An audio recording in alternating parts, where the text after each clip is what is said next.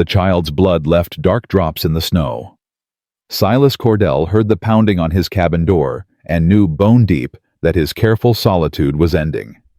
When he pulled it open, the girl collapsed forward, her small hands clutching his coat, her voice breaking with words no child should have to speak. "Please, sir. They hurt Mama real bad this time. She can't get up. She told me to run and find help before he comes back to finish it." Behind her, the Montana night held its breath. The girl's hands wouldn't stop shaking. Silas Cordell knelt in his doorway, eye level with the child, and felt something crack open inside his chest that he'd kept sealed for 7 years. She couldn't have been more than 6, her face streaked with tears and dirt, her dress torn at the shoulder, and when she lifted her small arm, he saw the handprint bruise dark purple against pale skin. "What's your name, little one?" His voice came out rougher than he intended. "Annabeth." She gulped air between words. "Annabeth Ashford. My mama's Grace. Please, mister, please. He kicked her so hard she can't breathe right." Silas stood slowly, his shadow falling across the child. At 40 years old, he'd spent the last 7 winters alone in this cabin on the edge of Covenant Falls, Montana. Folks in town called him the silent blacksmith, not because he couldn't talk, but because he chose not to. He'd learned that words were cheaper than action, and most men spent too many of the former without enough of the latter. "Where's your mama now?" "The old trapper's shack, by Weston Creek." Annabeth's teeth chattered. "He left to get whiskey. Mama said when he comes back drunk he'll kill her this time. She made me promise to run." Silas reached for his coat. "Get inside. Warm yourself by the fire." "You're coming." Hope lit the child's face, making her look even younger. "I'm coming." He grabbed his rifle, not because he wanted to use it, but because Silas Ashford had a reputation, and reputations in these parts usually told the truth. As Silas hitched his horse, his hands moved through motions he'd done 10,000 times, but his mind was somewhere else. 7 years he'd kept to himself. 7 years since Martha died, bringing their stillborn son into this world. 7 years of silence because the world had seemed too loud with his own grief. Now a child's blood spotted his porch, and silence felt like cowardice. The ride to Weston Creek took 20 minutes through timber so thick the moonlight barely touched ground. Annabeth sat in front of him, wrapped in his coat, not speaking, but trembling. Once she whispered, "Mama's real pretty. She used to sing before he made her stop." Silas's jaw tightened. He'd seen Silas Ashford around town, a man who spoke too loud, laughed too harsh, and treated his horse the way he probably treated everything smaller than him. Silas had watched once as Cyrus yanked Grace by the arm outside the mercantile, hissing something that made her flinch. Silas had turned away that day. Most men did. A man's wife was his business, they said. Tonight, that business was ending. The shack appeared through the trees, listing to one side its chimney cold. Silas dismounted and lifted Annabeth down. "Stay with the horse." "She's inside, in the back room." The door hung crooked on leather hinges. Silas pushed it open, and the smell hit him first. Stale whiskey, unwashed bodies, and underneath it all, blood. He stepped inside, letting his eyes adjust to the darkness. Grace Ashford. A sound came from the corner. A woman's voice, thin and wary. "Who's there?" "Name's Silas Cordell. Your daughter came to my door." "No." The word came out sharp. "You need to leave. If Cyrus finds you here, then he'll find me here." Silas moved toward her voice. She was curled on a pile of old skins, one arm wrapped around her ribs. Even in the darkness, he could see her face was swollen, one eye completely shut. Her lip was split, and when she breathed, it came shallow and painful. "I can't." She tried to sit up and gasped. "I can't pay you. I have nothing." "I'm not asking for payment." Silas crouched beside her. "I'm getting you out." "Why?" The question came out broken. "You don't know me. Your daughter's got your blood on her dress. That's all I need to know." Grace Ashford stared at him with her one good eye, and something passed between them in that moment. Not romance, not attraction, but recognition. She saw a man whose hands weren't made into fists. He saw a woman who'd stopped begging for mercy, but hadn't stopped fighting to breathe. "He'll kill you," she whispered. "Cyrus will kill you for this." "He can try." Silas slid his arms beneath her as gently as he knew how, and she bit back a cry when he lifted her. She weighed almost nothing, her body slight from missed meals and hard years. He carried her through the shack, her head resting against his chest because she had no strength to hold it up. Outside, Annabeth ran forward. "Mama!" "I'm all right, baby." Grace's voice steadied for her daughter. "I'm all right now." Silas settled Grace onto his horse, then swung Annabeth up in front of her. He walked alongside, leading them through the dark timber, and nobody spoke. The only sounds were the horse's hooves crunching snow and Grace's labored breathing. They were halfway back to his cabin when Grace said, "They'll ruin you for this." Silas didn't turn around. "Let them try." "You don't understand how this town works. Cyrus has friends. His brother's the deputy. People will say—" She stopped, swallowing hard. "They'll say I wanted this, that I'm a loose woman who ran to another man's bed." What people say and what's true are two different things. Not in Covenant Falls. Silas kept walking. He'd lived in Covenant Falls long enough to know she was right. The town had 400 souls, one church, 2 saloons, and enough judgment to fill all 3. Folks there loved 2 things: gossip and keeping everyone in their proper place. A woman leaving her husband, no matter the reason, would be scandal enough. A woman taking shelter with a bachelor blacksmith would be crucifixion. But Silas had stopped caring about proper places 7 years ago. When they reached his cabin, he carried Grace inside, and laid her on his bed, the only bed. Annabeth climbed up beside her mother, pressing close. Silas stoked the fire high, then brought water and clean cloth. "I need to see where you're hurt worst," he said. Grace's cheeks flushed. "I can manage." "You can barely sit up." They stared at each other across the small room. Finally, Grace nodded. Silas worked in silence, cleaning the cuts on her face, checking her ribs for breaks. His hands were rough from years at the forge, but he touched her like she was made of glass. When he pressed too hard once and she sucked in air, he stopped immediately. "Sorry." "You're kinder than you look," Grace whispered. "I look kind." "You look terrifying." The corner of Silas's mouth twitched, not quite a smile, but close. He finished binding her ribs, then stepped back. "You should rest." "Where will you sleep?" "I'll make do." Grace caught his wrist. Her grip was weak, but it stopped him. "Why are you doing this? Really?" Silas looked down at her small hand on his arm, then at Annabeth, who'd fallen asleep clutching her mother's nightdress. "Because 7 years ago I learned what it feels like when nobody comes. When you're drowning and people walk right past because helping would be inconvenient. Your wife." "The doctor was at a barn dance. Didn't want to leave early. Said first babies take time." Silas's voice stayed flat. He was right. She took 12 hours to die. Grace's hand tightened on his wrist. "I'm sorry." "Don't be. Just rest." He pulled free gently and moved to the fire. Grace watched him for a long moment, then said, "Silas." "Yeah." "Thank you." He didn't answer, just added another log to the fire and settled into his chair, the rifle across his lap. Outside, snow began to fall, soft at first, then heavier. The kind of snow that would cover tracks, the kind that might buy them one quiet night. But morning would come, and with it, Silas Ashford. Grace woke 3 times in the night. Each time Silas was there, adding wood to the fire, checking that Annabeth stayed covered, or simply sitting watch. The 3rd time near dawn, Grace spoke into the darkness. "He'll come for me." "I know." You can't fight him alone. He'll bring men. Silas didn't turn from the fire. Then he'll bring men.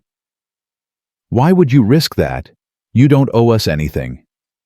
Maybe I'm tired of not owing anybody anything. Grace fell silent. She watched his profile in the firelight, the strong jaw, the deep lines around his eyes, the way his shoulders carried a weight she couldn't see but somehow understood. Finally, she said, I have nowhere else to go. Then stay. People will talk. Let them. Your reputation. I buried my reputation with my wife. The words hung in the air between them. Grace closed her eyes, feeling something she hadn't felt in 6 years of marriage to Silas Ashford. Safety. Not the absence of danger. She knew danger was coming, but the presence of someone who wouldn't let her face it alone. When dawn broke gray and cold, Silas made coffee and cornmeal mush. Annabeth woke and ate like she hadn't seen food in days, which Silas suspected might be close to truth. Grace managed a few bites, though swallowing clearly hurt. I need to open the forge today, Silas said. People will notice if I don't. Grace's face went pale. He'll see you in town. Good. Better he finds me there than comes here while I'm gone. Silas. Grace. He said her name for the first time and it stopped her. I made my choice last night. Now I'm seeing it through. He left them with the rifle, though Grace's hands shook when he placed it in them. You know how to use this. My daddy taught me. Then teach Annabeth where the bolt is. If Cyrus comes before I'm back, I'll use it. Grace's voice was steady now. I won't go back. I'd rather die. You won't die. Silas held her gaze. And you won't go back. That's a promise. He rode into Covenant Falls under a sky that threatened more snow. The town woke slowly around him, smoke rising from chimneys, the mercantile's door opening old. Mrs. Weatherby sweeping her porch. Every person he passed stopped to stare. Word traveled faster than horses in towns this size, and Silas knew someone had already seen him riding out toward Weston Creek last night. The forge stood at the end of Main Street, a squat building with double doors and a chimney that usually sent sparks dancing. Silas got the fire going and was heating his first piece of iron when the door darkened. Sheriff Tom Brennan stepped inside. He was 50 thick around the middle, with a face that had seen too much whiskey and not enough sleep. Silas? Sheriff. Heard you had visitors last night? Silas hammered the iron, each strike ringing loud in the small space. Might have. Grace Ashford and her girl. Might be. Brennan sighed. Cyrus came to my office this morning. Says his wife ran off. Says she took his daughter. She didn't run off. Silas plunged the iron into water, steam hissing. She crawled away after he beat her near to death. That's his business. It stopped being his business when her 6-year-old came to my door bleeding. The sheriff shifted his weight. Look, Silas, I understand you wanting to help, but legally Grace is Cyrus's wife. He has rights. Rights. Silas set down his hammer and turned. He's got the right to break her ribs, to split her lip, to leave bruises on a child. I'm not saying it's right. I'm saying it's legal. A man's got authority over his household.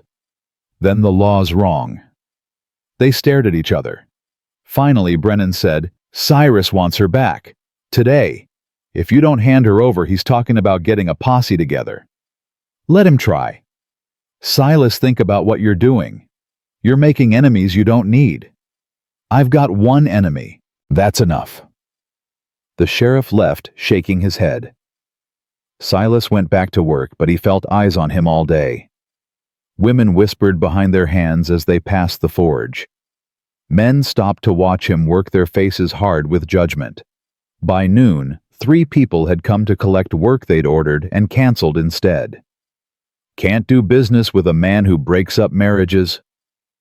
Old Virgil Tucker said, not quite meeting Silas's eyes. Silas just nodded and handed back the deposit. The church bell was tolling 3 when Silas Ashford finally appeared.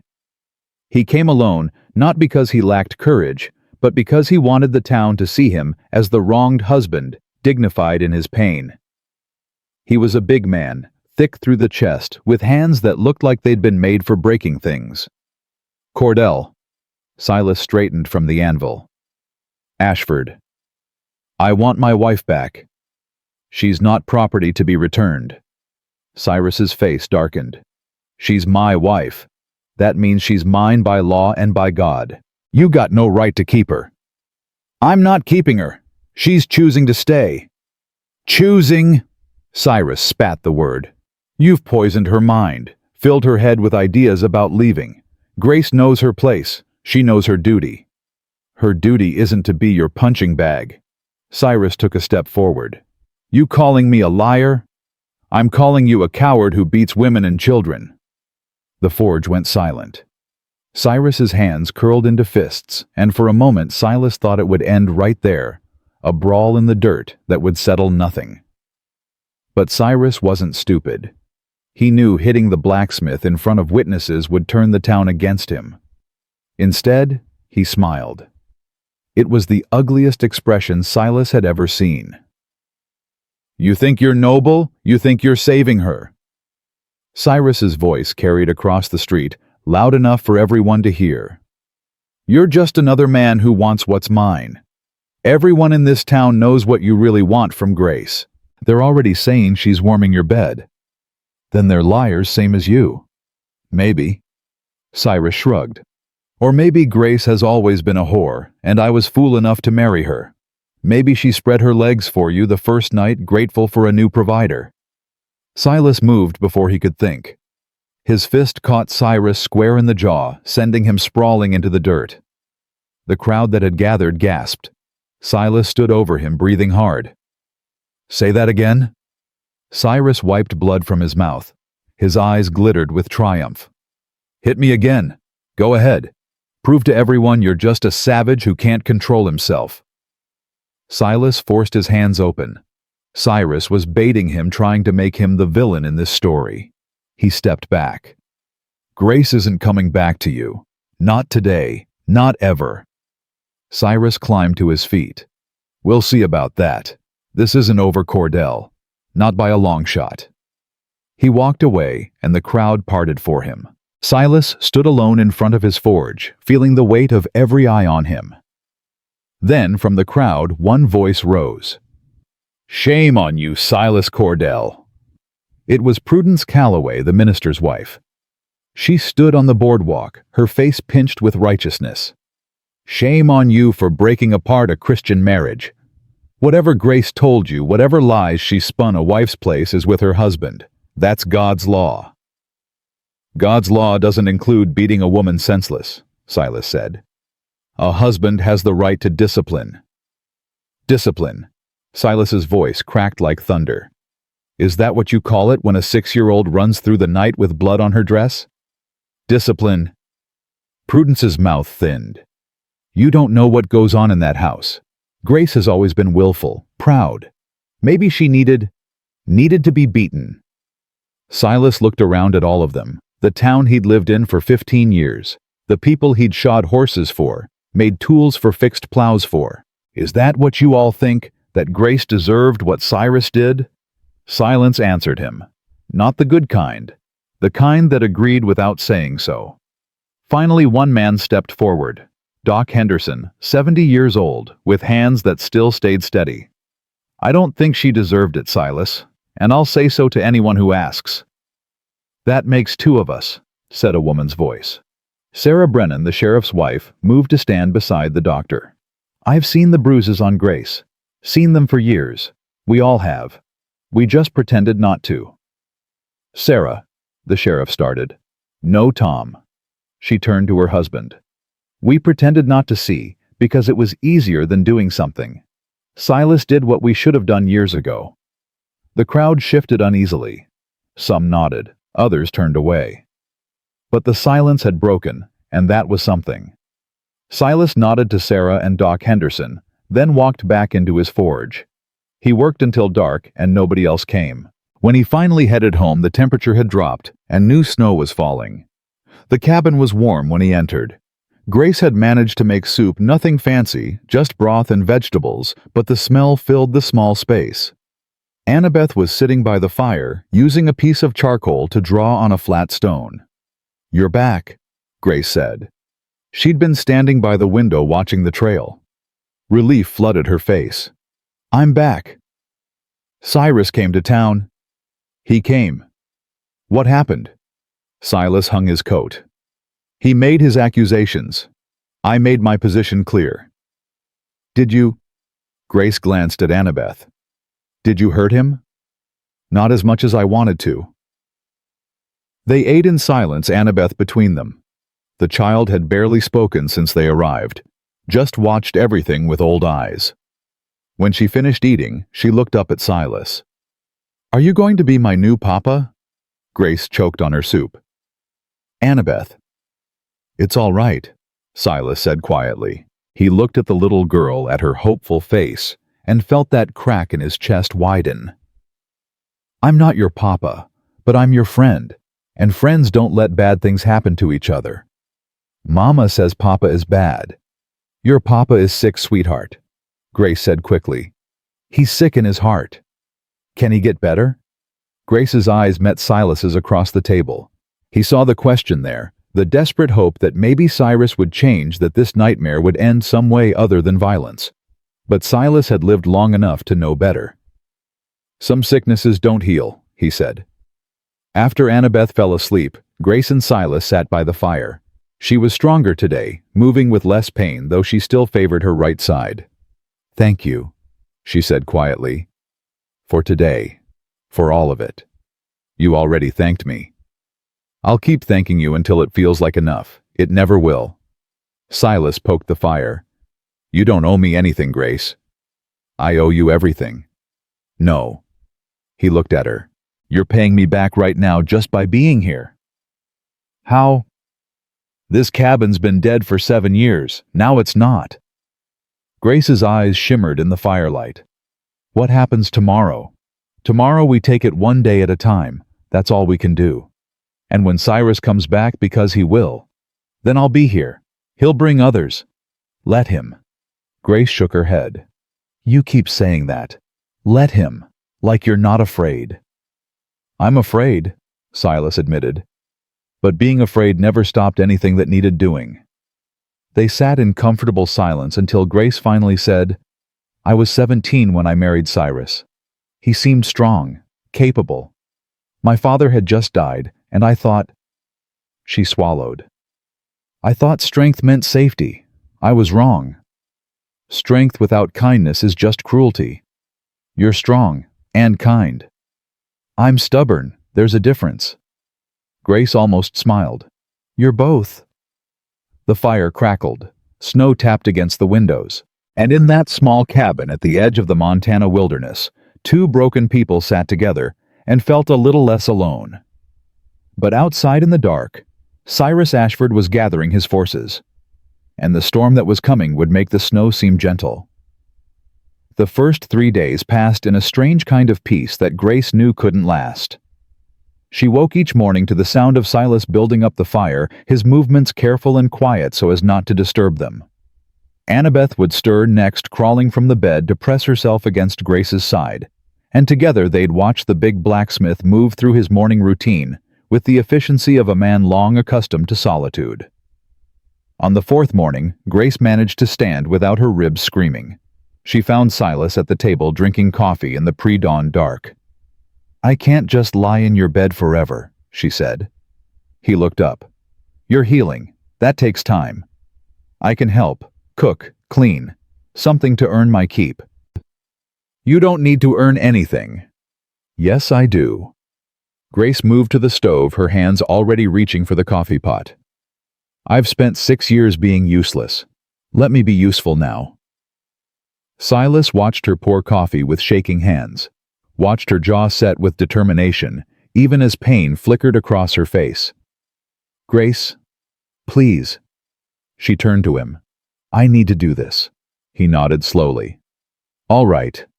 By noon, she'd managed to make bread, rough, dense loaves that would never win prizes, but filled the cabin with warmth. Annabeth helped her small hands kneading dough, and for the first time since they'd arrived, Grace heard her daughter laugh. The sound hit her like a physical thing so unexpected it nearly broke her. "Mama, look, I made a snake." Grace looked at the twisted rope of dough and felt tears sting her eyes. "It's beautiful, baby." Silas came in from the forge that evening to find the cabin transformed. Clean. Organized. Smelling of fresh bread and something else life. Maybe. Hope. He stood in the doorway, snow dusting his shoulders, and something shifted in his face. "You didn't have to do all this." "I wanted to." Grace wiped flour from her hands. "This is the first place I've lived in 6 years that felt like a home instead of a prison." That night, after Annabeth fell asleep, Grace asked the question she'd been holding back. "How long can we stay?" Silas didn't pretend not to understand. "As long as you need." "People are talking." "Let them." "Silas, I'm serious. Today at the forge, how many customers did you have?" His silence was answer enough. "You're losing business because of me," Grace said. "How long before you lose everything?" "The forge isn't everything. It's your livelihood.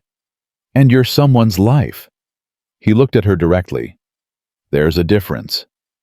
Grace felt something twist in her chest. She'd been married for 6 years to a man who valued his whiskey more than her breath. And now this quiet blacksmith spoke about her life like it mattered more than money. She didn't know what to do with that. "Cyrus won't give up," she said quietly. "He'll make your life hell." "He can try." "Stop saying that." The words burst out sharper than she intended. Annabeth stirred in the bed and Grace lowered her voice. "Stop acting like this is simple. Like you can just will it to be fine. Cyrus has his brother. He has friends. He has the law on his side. And what do we have?" Grace stared at him. "Nothing. We have nothing. We have the truth." "The truth." Grace laughed, but it came out broken. "The truth is I'm a woman who left her husband. In the eyes of this town, that makes me a whore. The truth is, you're a man sheltering another man's wife. That makes you a homewrecker. Those are the only truths that matter here." Silas stood and moved to the window. For a long moment he said nothing. Then, "My wife died because people valued convenience over life. The doctor didn't come because he wanted to finish his dance. The neighbors didn't check on us because it was late and cold. Everyone had their reasons. All of them good. All of them reasonable." He turned back to her. "And Martha died anyway, so forgive me if I don't give a damn about what's convenient anymore." Grace's breath caught. She'd never heard him speak more than a few sentences at once, and now the words poured out of him like something that had been locked away too long. "I'm sorry about your wife," she whispered. "I am too. Every day." Silas moved back to his chair. "But I'm not sorry about this. About helping you. And I won't be no matter what comes." They sat in silence after that, but it was a different kind of silence than before. Charged. Fragile. Like something was being built between them from broken pieces. The knock came on the 5th day. Grace was kneading bread when she heard horses outside. Her hands froze. Annabeth looked up from her drawing, fear instant in her eyes. "Mama!" Silas was at the forge a quarter-mile away. Grace moved to the window and felt her stomach drop. 3 horses, 3 men. The one in front was Cyrus's brother, Deputy Wade Ashford. "Stay behind me," Grace told Annabeth. The knock came again, harder. "Mrs. Ashford, this is Deputy Ashford. Open the door." Grace's hands shook as she lifted the bolt. She opened the door just wide enough to see out. Wade Ashford sat his horse with the authority of his badge. He was younger than Cyrus Leaner, with eyes that held more calculation than rage. Behind him sat 2 other men. Grace recognized Frank Yeager and Tom Pritchard, both drinking buddies of Cyrus. "Mrs. Ashford." Wade touched his hat brim. "I'm here on official business." "What business?" "Your husband has filed a complaint. Says you abandoned your marriage and took his daughter without permission. That's kidnapping under territorial law. Grace's chest tightened. I didn't kidnap my own child. The law says different. A father has rights to his children. A father who beats his child. Wade's expression didn't change. I've got no evidence of that. Look at her arm. Grace pulled Annabeth forward, pushing up the girl's sleeve to show the fading bruise. That's his handprint. The deputy glanced at it, then away. Children bruise. Doesn't prove anything. You know what he is, Grace said, her voice shaking with fury. You've known for years. You've heard me scream. You've seen me with black eyes at church. You know, and you've done nothing. What happens between a man and his wife? He broke my ribs, Grace shouted. He split my lip. He kicked me until I couldn't breathe. And your law says that's his right. Wade's jaw tightened. I'm not here to debate this with you. I'm here to give you a choice. Come back peacefully, or I'll arrest you for kidnapping and take the child by force. No. The word came out flat, final. Mrs. Ashford. No. Grace pulled Annabeth behind her. You want to arrest me, fine, arrest me. But I won't go back to that house, and neither will my daughter. Frank Yeager spat tobacco juice into the snow. You heard the Lady Wade? She's refusing a lawful order. I heard her. Wade dismounted slowly. Mrs. Ashford, I don't want to do this the hard way. Then don't do it at all. He reached for her arm. Grace jerked back and Annabeth screamed. The sound carried across the snow high and terrified, and somewhere in the distance a hammer stopped mid-strike. Silas heard that scream and ran. He covered the quarter-mile in less than 2 minutes, arriving to find Wade Ashford with one hand on Grace's wrist. Grace pulling back, and Annabeth wrapped around her mother's legs, sobbing. The other 2 men had dismounted and were moving to help the deputy. Let her go! Silas's voice cut through the chaos. Wade turned his hand, still gripping Grace. This is official business, Cordell. Stay out of it. I said let her go. Or what? You'll assault a lawman. Wade smiled. That's a hanging offense. Silas moved forward anyway. Tom Pritchard stepped into his path, hand on his gun. Don't be stupid, Blacksmith. Grace. Silas looked past them. Do you want to go? No. Then she's staying. Wade's face hardened. She's coming with me. By law, she belongs to her husband. She belongs to herself. That's not how marriage works. Then marriage is slavery, and I don't recognize it. Frank Yeager laughed. You hear that, boys? The blacksmith's a philosopher now. Wade released Grace's wrist, but didn't back down. I can arrest you both. Take the child into custody. Is that what you want? Silas felt the trap closing. If he fought, they'd hang him. If he let them take Grace, she'd go back to Cyrus, and next time she might not survive. There was no good choice, only choosing which loss to take. Then another voice joined the conversation. What's going on here? Doc Henderson came walking up the trail, his black bag in hand. He must have been making his rounds and heard the commotion. The old man took in the scene with sharp eyes, Grace pale and shaking. Annabeth crying, 3 armed men, and Silas standing between them. Doc. Wade nodded. Just collecting Cyrus's wife. She's been here unlawfully. Unlawfully. Doc Henderson moved closer to Grace. May I examine you, Mrs. Ashford? Grace nodded, her hands trembling. The doctor opened his bag and began a quick but thorough examination, his face growing grimmer with each bruise he catalogued. Finally he straightened. 3 broken ribs, severe contusions, split lip, facial trauma, multiple defensive wounds on her arms. He looked at Wade.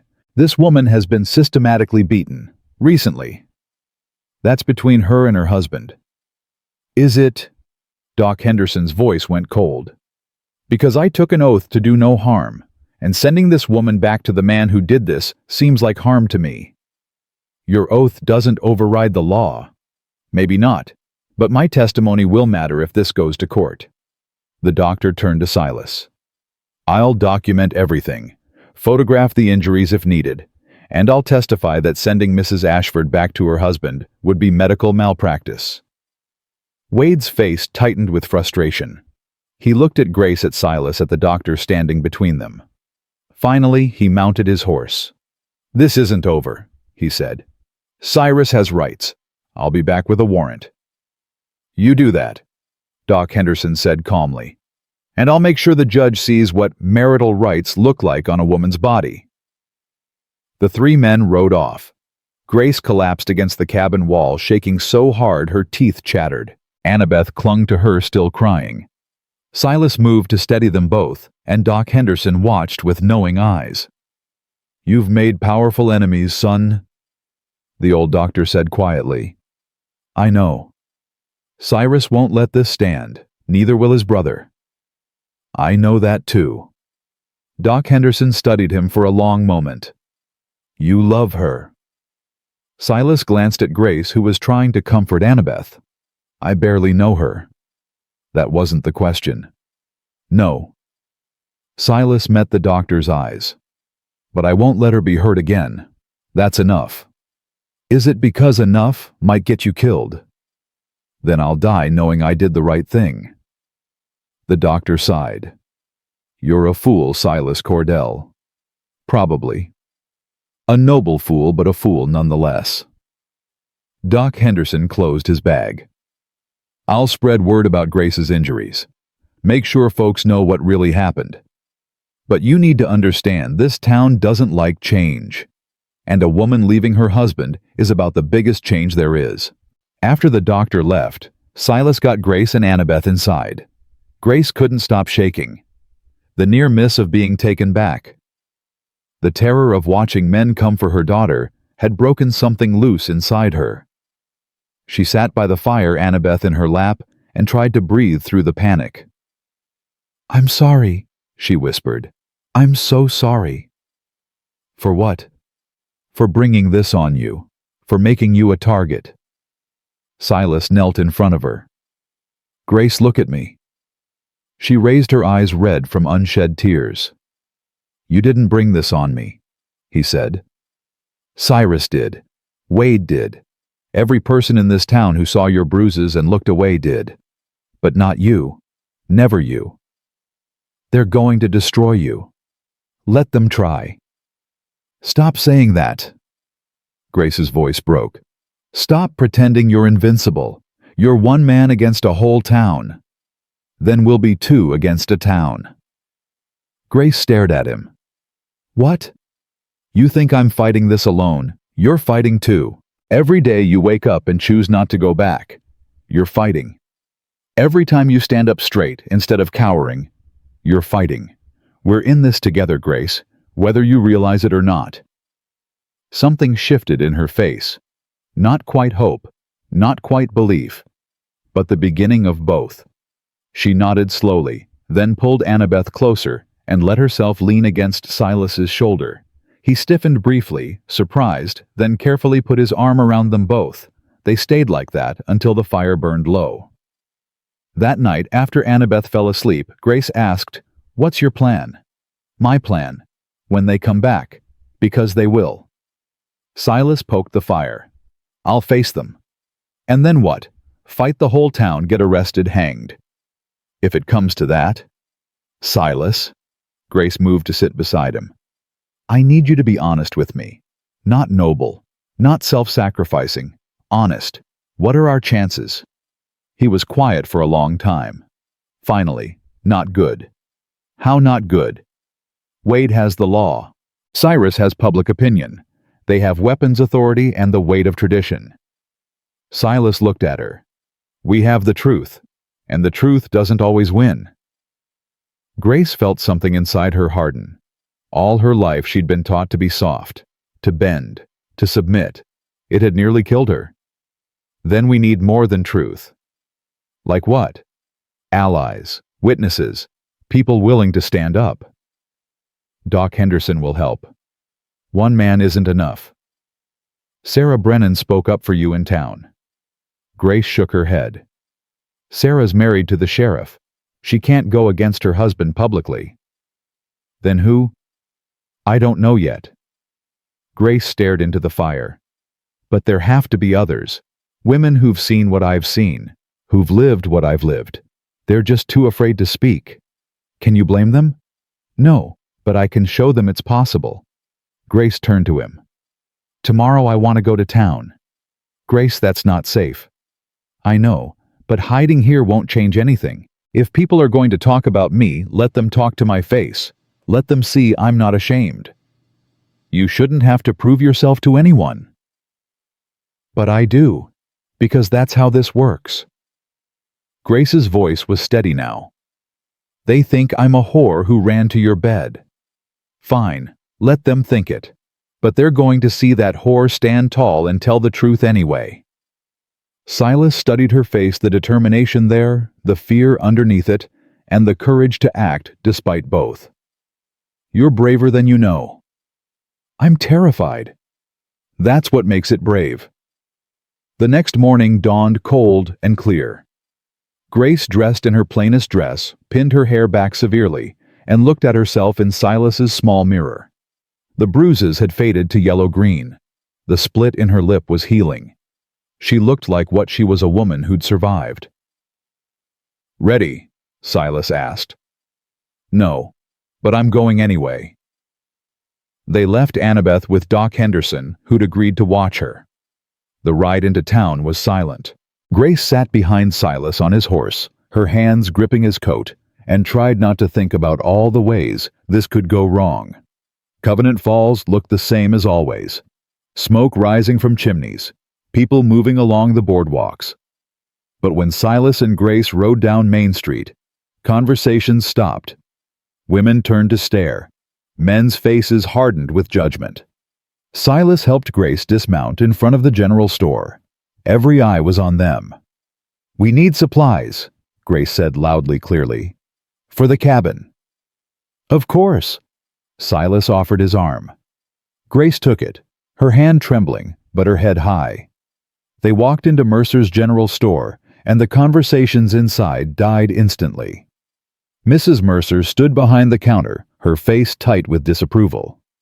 Two other women, Prudence Calloway and Martha Jennings, stood near the fabric, their expressions scandalized. Mrs. Ashford, Prudence said coldly. What a surprise to see you here. I thought you'd have the decency to hide your shame. Grace's stomach twisted, but she kept her voice steady. I have nothing to hide. Nothing to hide? Martha Jennings laughed. You've abandoned your husband and moved into another man's home. What would you call that? I'd call it survival. You'd call it adultery, Prudence snapped. And the rest of us call it sin. Then you don't know what sin looks like. Grace turned to face them fully. Sin looks like a man who beats his wife until she can't stand. Sin looks like breaking a woman's ribs because dinner was cold. Sin looks like a whole town that watches it happen and does nothing. The store went silent.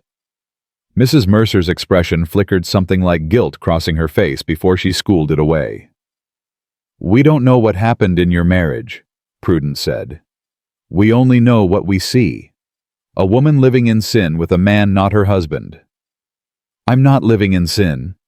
Grace's voice didn't waver. I'm living. For the first time in 6 years, I'm actually living. If that offends you, I'm sorry, but I won't apologize for choosing life over death. It's not death to submit to your husband. It was for me. The words hung in the air. Grace felt Silas shift beside her, ready to defend her, but she shook her head slightly. This was her fight. I came here today to buy supplies, Grace said, not to defend myself to women who've never had to choose between dignity and survival. But I'll say this, once I left Cyrus because he was killing me. Slowly. Deliberately. And if that makes me a fallen woman in your eyes, then I'll fall. But I'll fall standing up. She turned to Mrs. Mercer. Will you sell to me or not? The older woman hesitated. Grace saw the war on her face, propriety versus conscience. Finally, Mrs. Mercer said, What do you need? Relief flooded through Grace, but she kept her expression neutral. Flour, coffee, salt, whatever else Mr. Cordell requires. They shopped in silence, while Prudence and Martha whispered furiously to each other. When Grace and Silas left carrying their parcels, they found a small crowd gathered outside. News traveled fast in small towns. Someone called out, "Whore!" Grace flinched, but didn't stop walking. Silas's hand found her elbow, steadying her. Another voice, "Homewrecker! Jezebel!" The words pelted her like stones. Grace's vision blurred with tears she refused to shed. Not here, not in front of them. She kept walking, kept her head high, kept breathing through the hatred. Then a different voice cut through the crowd. "Stop it!" Everyone turned. Sarah Brennan stood on the boardwalk, her face flushed but determined. "Just stop it, all of you." "Mrs. Brennan," Prudence started. "No." Sarah stepped forward. "I've stood quiet for too long. We all have. We've watched Grace Ashford suffer for years. Watched her come to church with bruises. Watched her flinch when her husband raised his voice. And we said nothing. We did nothing, because it was easier to look away." "That's between husband and wife," someone protested. "Is it?" Sarah's voice rose. "When we see a child hit, we intervene. When we see a horse beaten, we report it. But when we see a woman broken, we call it marriage and move on. Why? Why is that acceptable?" The crowd shifted uncomfortably. A few people looked away, but Sarah wasn't finished. "Grace Ashford showed more courage coming here today than any of us have shown in years. She stood up for herself when no one else would. And we should be ashamed, all of us, for making her feel like the villain when she's the victim." Silas felt Grace's hand tighten on his arm. He glanced down and saw tears streaming silently down her face. Not tears of shame now, something else, something like hope. "Thank you," Grace whispered to Sarah. The sheriff's wife nodded, then looked at the crowd. "Anyone else want to throw stones, because I'll stand right here beside her while you do." The crowd began to disperse, mumbling. Some looked ashamed, others angry. But the public condemnation had been interrupted, and that was something. Later, as they rode back toward the cabin, Grace finally let herself break. She cried against Silas's back, her shoulders shaking, all the terror and relief and exhaustion pouring out of her. Silas said nothing, just kept the horse steady and let her feel what she needed to feel. When they reached the cabin, Doc Henderson was on the porch with Annabeth. The girl ran to her mother immediately. "Mama, are you hurt?" "No, baby." Grace knelt and pulled her close. "I'm not hurt. I'm just tired. Doc says I can come visit his office sometime and see his medicines." "That sounds wonderful." After Henderson left, Grace put Annabeth down for a nap and found Silas outside chopping wood with mechanical precision. She watched him work for a moment, the steady rhythm, the controlled power, the way he seemed to think through his hands. "Thank you," she said finally. He paused mid-swing. "For what?" "For not fighting my battles for me today. For letting me stand up for myself. It was your fight to have." Grace moved closer. "Sarah Brennan surprised me. She surprised everyone. Do you think others will follow her lead?" Silas set down the axe. "Maybe. People need permission sometimes, to do what they already know is right. Sarah gave them that. It wasn't enough, though. We're still outcasts. For now." Grace studied his face. "You really believe this will work out somehow?" "I believe we'll keep waking up tomorrow. After that, we figure out the next day. That's all anyone can do." That night, as Grace lay in bed with Annabeth curled against her, she thought about Silas's words. Keep waking up tomorrow. It seemed like such a small thing, but for a woman who'd spent years wishing she wouldn't wake up at all, it was everything. She thought about Sarah Brennan's courage, about Mrs. Mercer selling them supplies despite the social cost, about Doc Henderson's willingness to testify. Small acts of rebellion maybe, but rebellion nonetheless. The question was whether small acts would be enough when Cyrus came for her again. Because he would come. That was certain as sunrise. And next time, Grace suspected he wouldn't come alone. The letter arrived on the 8th day, nailed to Silas's forge door, where everyone in town could see it. He found it at dawn, the paper crisp with frost, the handwriting precise and legal. To Mr. Silas Cordell, it read, "You are hereby ordered to appear before Judge Harlan Blackwood on the 15th of this month to answer charges of harboring another man's wife and interference with marital property. Failure to appear will result in immediate arrest. Furthermore, you are ordered to return Mrs. Grace Ashford and the minor child Annabeth Ashford to the custody of Mr. Silas Ashford within 3 days of receiving this notice or face additional charges of kidnapping and conspiracy to commit adultery." Silas read it twice, his jaw tightening with each word. Marital property. They were calling Grace property. He took the letter home. Grace was kneading bread, her hands working the dough with increasing strength as her body healed. She looked up when he entered, saw his face, and her hand stilled. "What is it?" He handed her the letter. She read it standing there, flour dusting her fingers, and he watched the color drain from her face. 3 days, she whispered. "We're not doing this." "Silas, it's a court order."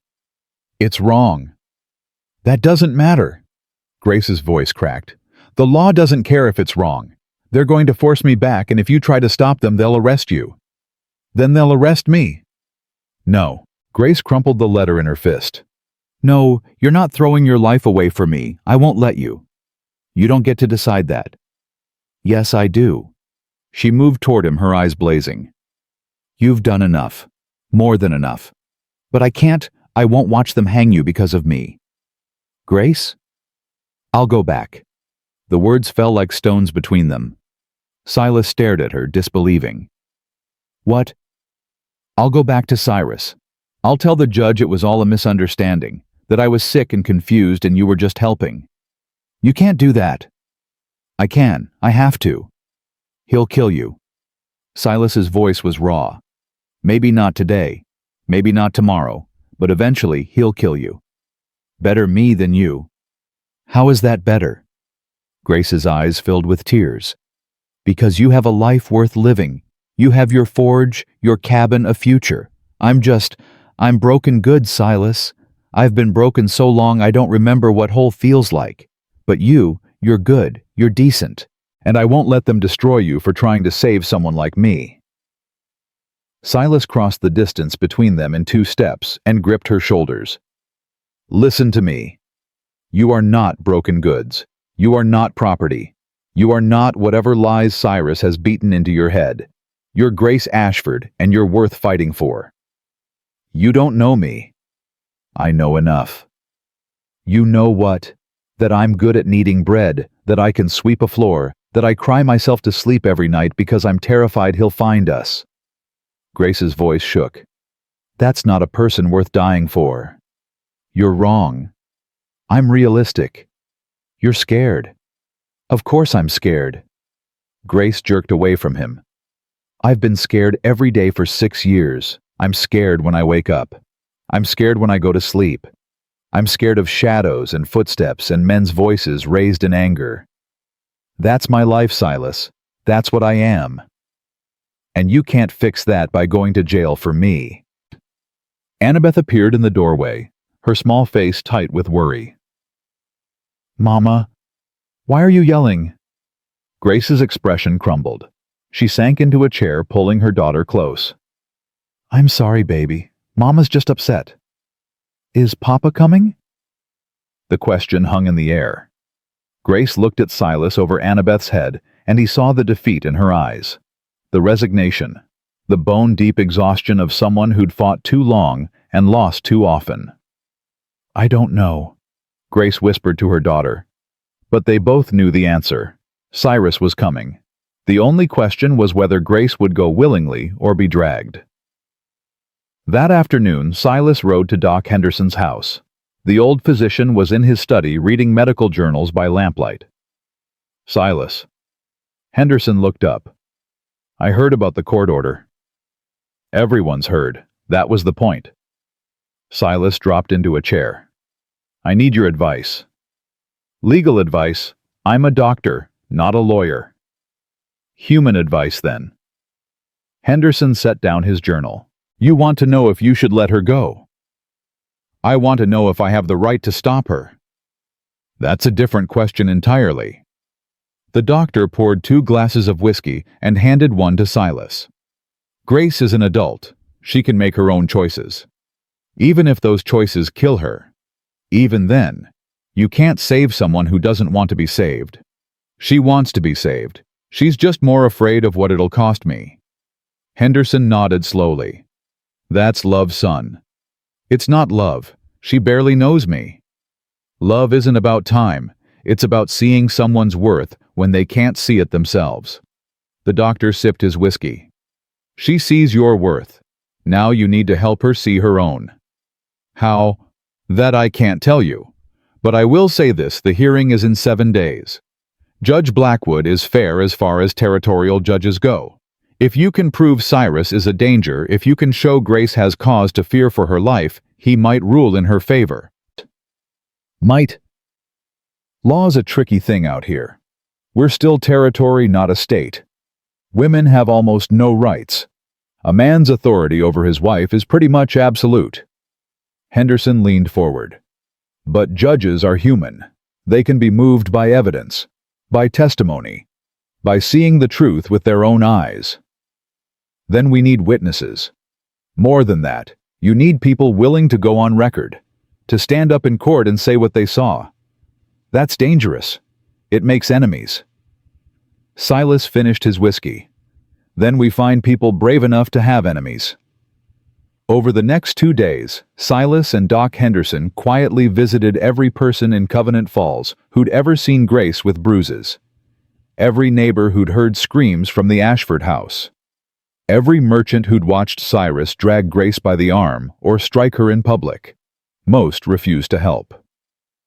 I can't afford to make trouble, Samuel Mercer said, wringing his hands. Cyrus does business with my store. If I testify against him, he'll ruin me. Your silence is already ruining someone, Silas said. I'm sorry, I truly am, but I have a family to think about. It was the same everywhere. People were sympathetic, sorry, concerned, but not brave. Fear ruled Covenant Falls more completely than any law. Then they visited Martha Jennings, the woman who'd called Grace a sinner in the general store. She answered the door with a black eye. What do you want? She asked coldly. Silas looked at her bruised face and understood. Your husband. Martha's hand went to her eye instinctively. I fell. Sure you did. Leave me alone. She started to close the door. Wait. Doc Henderson stepped forward. Mrs. Jennings, we're not here to judge you. We're here to ask for help. I can't help you. Can't or won't. Martha's eyes filled with tears. If I testify for Grace, my husband will beat me worse. He already thinks I'm too mouthy. If he finds out I spoke up in court, he'll... She stopped, swallowing hard. I have 4 children, doctor. I can't risk it. What if you're not alone? Henderson asked gently. What if other women speak up too? There are no other women. We're all too afraid. After she closed the door, Silas turned to the doctor. How many women in this town live like that? More than you want to know. Then Grace isn't the only one who needs saving. No, but she's the only one with someone willing to fight for her. Henderson sighed. The others have to save themselves. That's the tragedy of it. They found one ally in an unexpected place. Clara Thompson ran the boarding house on the edge of town, a widow in her 50s, with the kind of spine that didn't bend. When they explained what they needed, she nodded immediately. I'll testify. I've seen Cyrus hit Grace 3 times, once outside my boarding house. He knocked her into the mud and stood over her laughing. You're sure? Silas asked. This could make you a target. I'm already a target for running a business as a woman. Men like Cyrus hate women who don't need them. So yes, I'll testify, gladly. That made 2 witnesses, Doc Henderson and Clara Thompson. It wasn't enough, but it was something. Meanwhile, Grace spent those days in the cabin caught between hope and despair. She cleaned obsessively, scrubbing floors that were already clean, washing clothes that were already washed, anything to keep her hands busy and her mind from spiraling. "Mama, you're going to wear holes in the floor," Annabeth said on the third day. Grace stopped scrubbing and sat back on her heels. "I'm sorry, baby. I'm just nervous." "About the judge?" "Yes." "Will he make us go back to Papa?" Grace pulled her daughter close. "I don't know. I don't want to go back." Annabeth's voice was small. "Papa's mean. He hurts you." "I know. Mr. Silas doesn't hurt anyone. He's nice. Can't we stay with him?" Grace felt her throat tighten. "It's not that simple, sweetheart." "Why not?" "Because the world doesn't work that way," Grace wanted to say. "Because women don't get to choose safety. Because the law says I belong to your father like a horse or a piece of furniture." But she couldn't say those things to a 6-year-old. "Sometimes grown-up problems don't have easy answers," she said instead. That night, after Annabeth fell asleep, Grace found Silas outside splitting wood by moonlight. He worked in silence, the axe rising and falling with mechanical precision, and she understood he was thinking through his hands the same way she'd been cleaning through her fear. "I've been thinking," she said. He paused mid-swing. About running." Silas lowered the axe. "Running where?" "West. California, maybe. Somewhere Cyrus can't find us." "He'd follow." "Not if we went far enough." "Grace." Silas turned to face her. "Running means leaving everything behind. Your home, your life. Starting over with nothing." "I already have nothing." "That's not true." "What do I have? A husband who beats me, a town that hates me, bruises that won't quite heal." Grace's voice rose. "That's not a life. That's survival.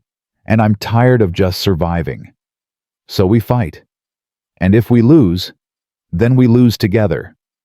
Grace shook her head. "You keep saying that. Together. Like we're partners in this. But we're not, Silas. You're the hero, and I'm the damsel you rescued. That's all." "You think that's all you are? What else am I?" Silas stepped closer. "You're the woman who walked into town with her head high while people called her a whore. You're the mother who ran through the night bleeding to get help for her daughter. You're the person who keeps waking up every morning, even though you're terrified. If that's not heroic, I don't know what is." Grace felt tears sting her eyes. "I'm so tired, Silas." "I know.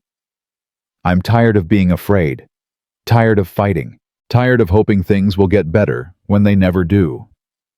"Then stop hoping alone. Hope with me." The words broke something inside her. Grace covered her face with her hands and sobbed deep, wrenching sounds that came from somewhere she'd kept locked away for years. Silas pulled her against his chest and held her, while she fell apart his arms, steady and strong and safe. When the tears finally subsided, Grace pulled back. "I'm sorry." "For what?" "For being weak. You're the strongest person I know." "I don't feel strong." "Strength isn't about how you feel. It's about what you do anyway." Grace looked up at him at the face that had become familiar in such a short time. The steady eyes, the quiet mouth that said more with silence than most men said with speeches. And she felt something shift inside her chest, not quite love yet, but the dangerous possibility of it. "Why are you doing this?" she whispered. "Really?" "I told you." "No. Tell me the real reason. Not the noble one. The true one." Silas was quiet for a long moment.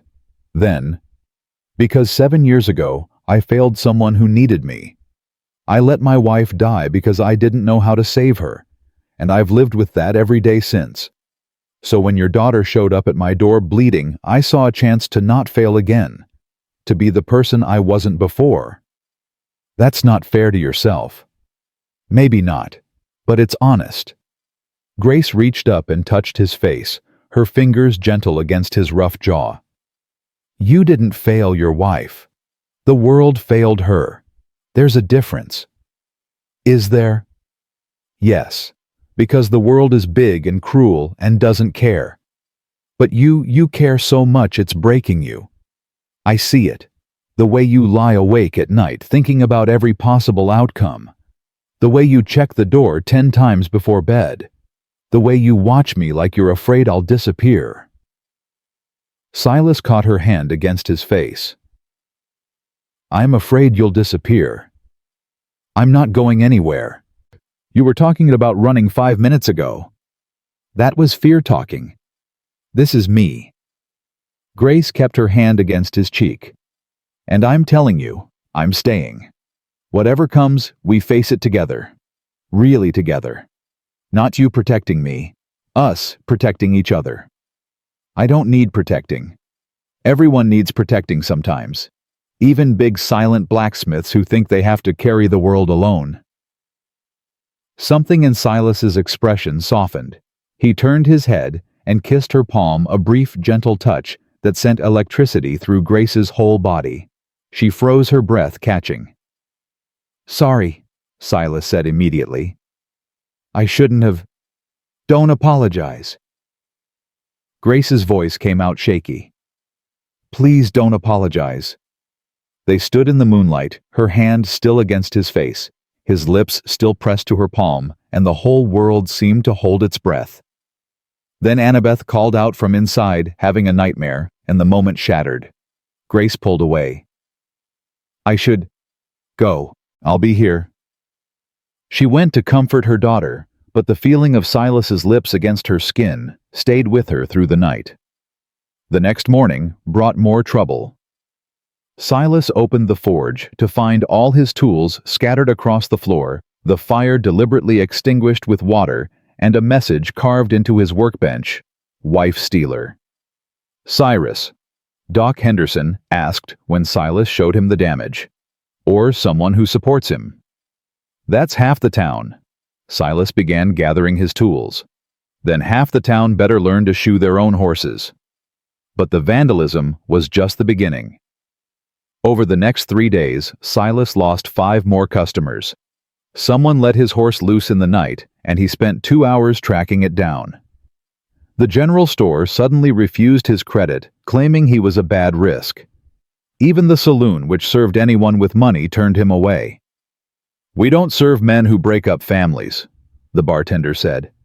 I didn't break up anything. Cyrus did that himself. That's not what folks are saying. Silas left without arguing. What was the point? The town had chosen its story, and he was the villain. But if they thought isolation would break him, they didn't know Silas Cordell. He'd spent 7 years alone. A few more weeks wouldn't kill him. What worried him more was Grace. She saw the way people treated him in town, saw the doors closing, the friendships dissolving, the business dying, and every closed door made her more determined to leave. I'm destroying your life, she said one evening. You're not destroying anything.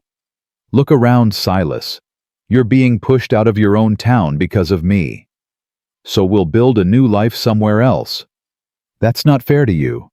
Life isn't fair, but choices are, and I choose this. Grace wanted to argue, but Annabeth was watching with worried eyes, so she swallowed her protests. Later, after the child was asleep, she told Silas about the nightmares. She dreams about Cyrus almost every night, dreams he's dragging her away while I scream. She wakes up terrified, asking if we're safe. What do you tell her? I lie. I say yes, we're safe. Because what else can I say? That in 4 days, a judge might give her back to a man who hits her. Grace's voice broke. She's 6 years old, Silas. She shouldn't have to be afraid like this. No child should. But mine does. Because I married the wrong man. Because I stayed too long. Because I was too weak to leave before it got this bad. You're not weak. I am. Grace turned on him. I let him hit me for 6 years. I let my daughter watch me get beaten. What kind of mother does that? A mother who was doing her best to survive. My best wasn't good enough. Your best kept you alive. That's more than good enough. Grace sank into a chair, exhausted. I don't know if I can do this. Face him in court. Tell strangers what he did to me. Watch them judge whether I'm worthy of basic human dignity. You are worthy.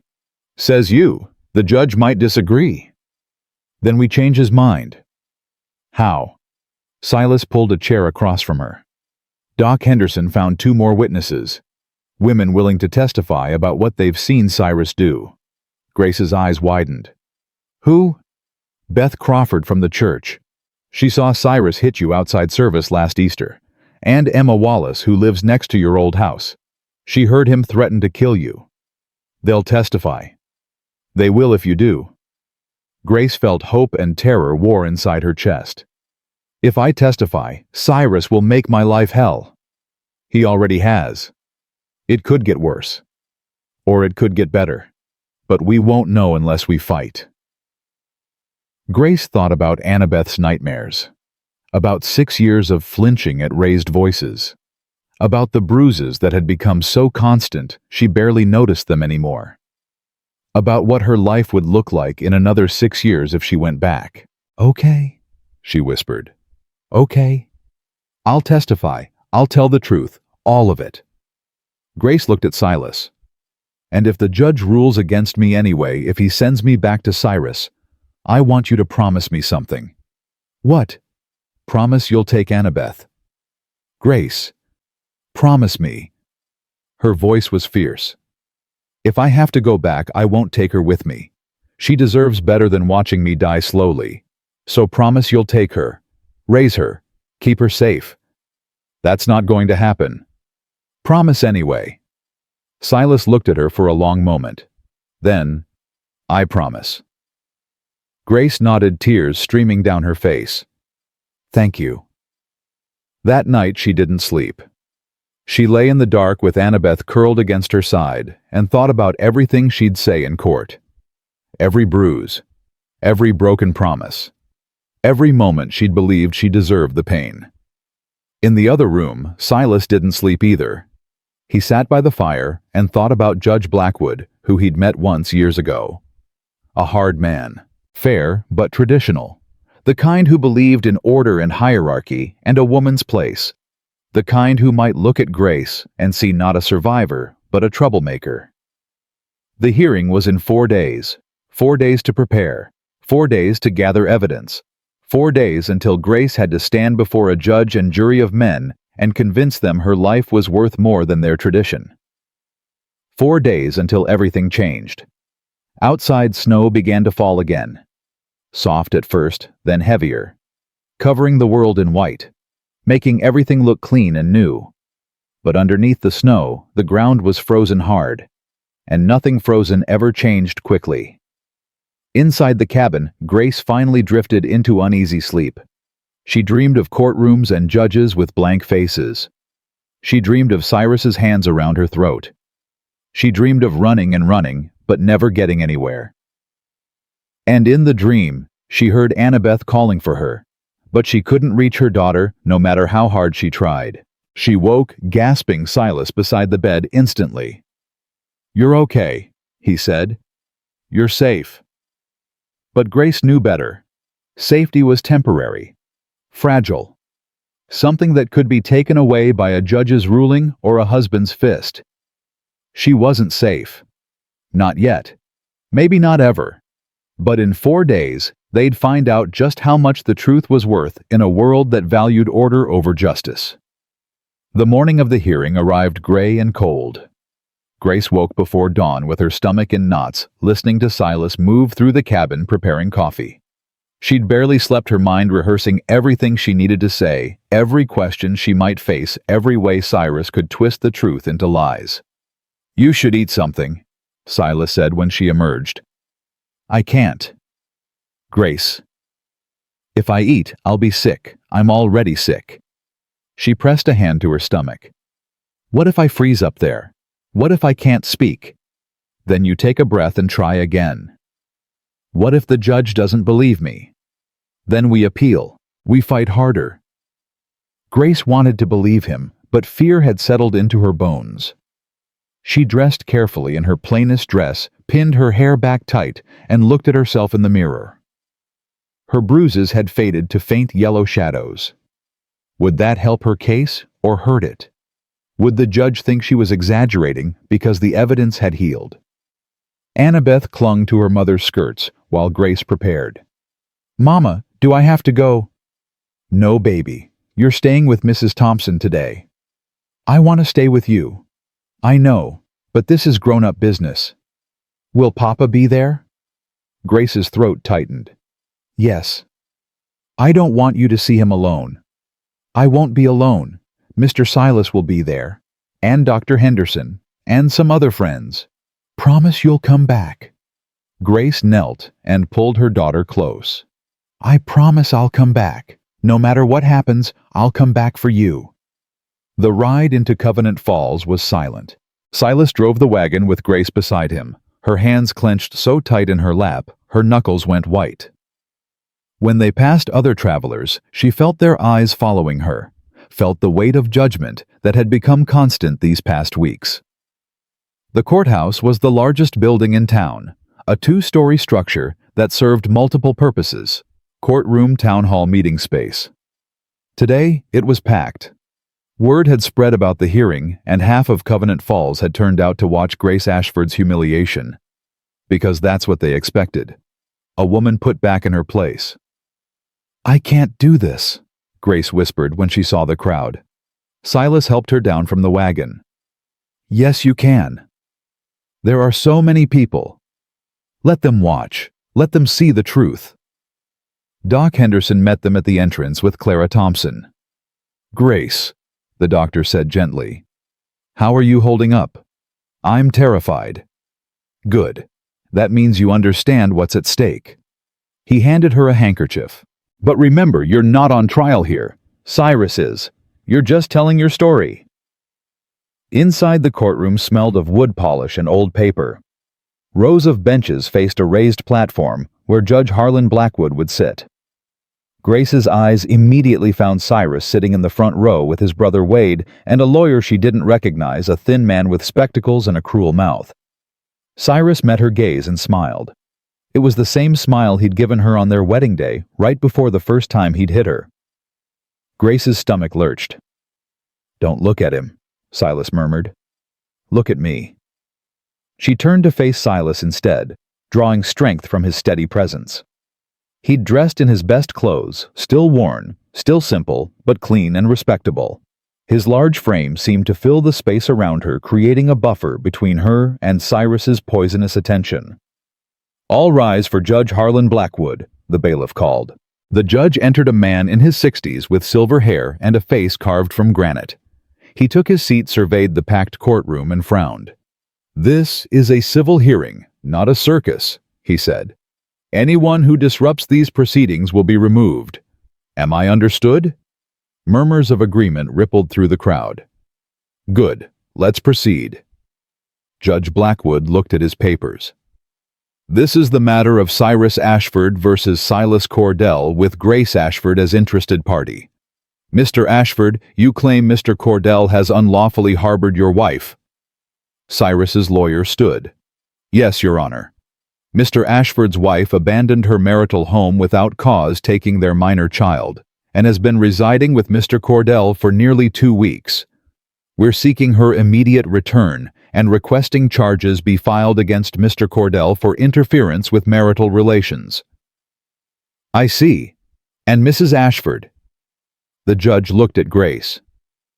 "Do you have representation?" Grace stood on shaking legs.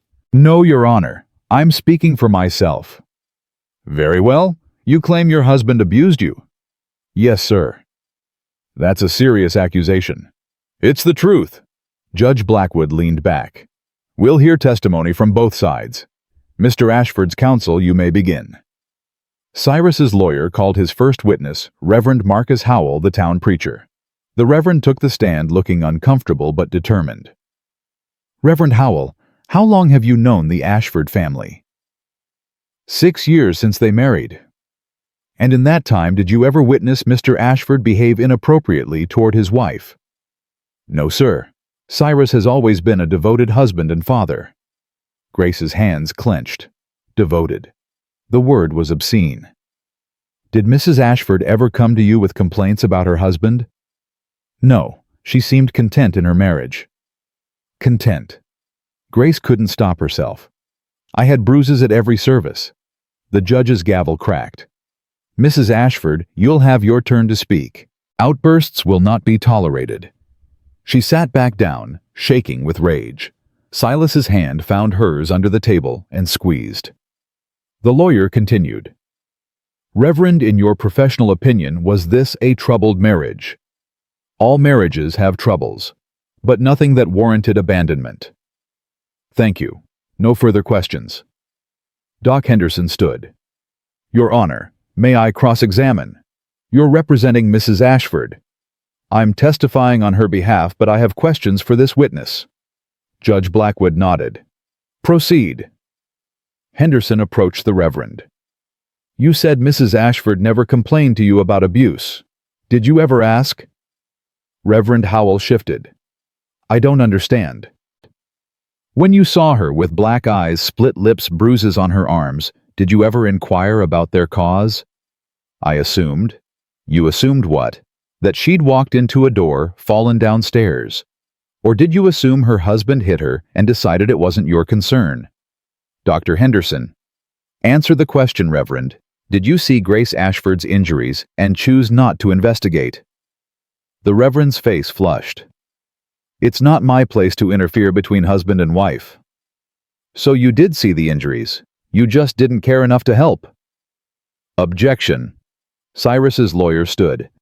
The witness's personal feelings are irrelevant. I disagree, Judge Blackwood said.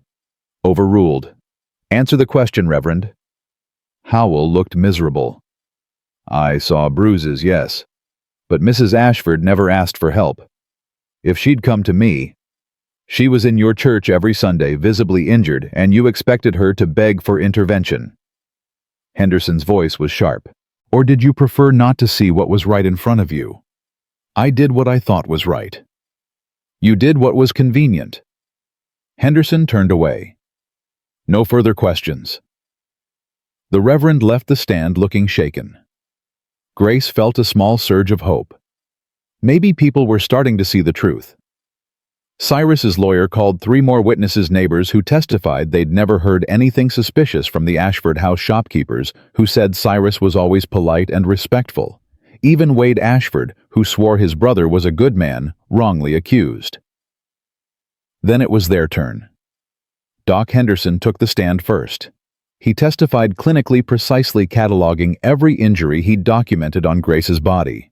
3 broken ribs, severe contusions, defensive wounds, evidence of repeated trauma over an extended period. In your medical opinion, doctor, could these injuries have been accidental? No. The pattern indicates deliberate, sustained violence. Could Mrs. Ashford have inflicted them on herself? Absolutely not. The positioning and severity make that impossible. Thank you, doctor. Cyrus's lawyer stood for cross-examination. Dr. Henderson, you examined Mrs. Ashford after she'd been staying with Mr. Cordell for several days, correct? Yes. Is it possible these injuries occurred during that time, not before? No, the healing patterns. But you can't be certain when they occurred, can you? Only that they existed when you examined her. Henderson's jaw tightened. The bruising pattern indicates, yes or no, doctor. Can you state with absolute certainty when these injuries were sustained? Not to the exact hour, but my. No further questions. The lawyer sat down, looking smug. Grace felt her hope waver. He was twisting everything, making it seem like she might have gotten hurt after leaving Cyrus, not before. Clara Thompson testified next, describing the 3 times she'd witnessed Cyrus strike Grace in public. Then Beth Crawford, who'd seen him drag Grace by her hair outside the church.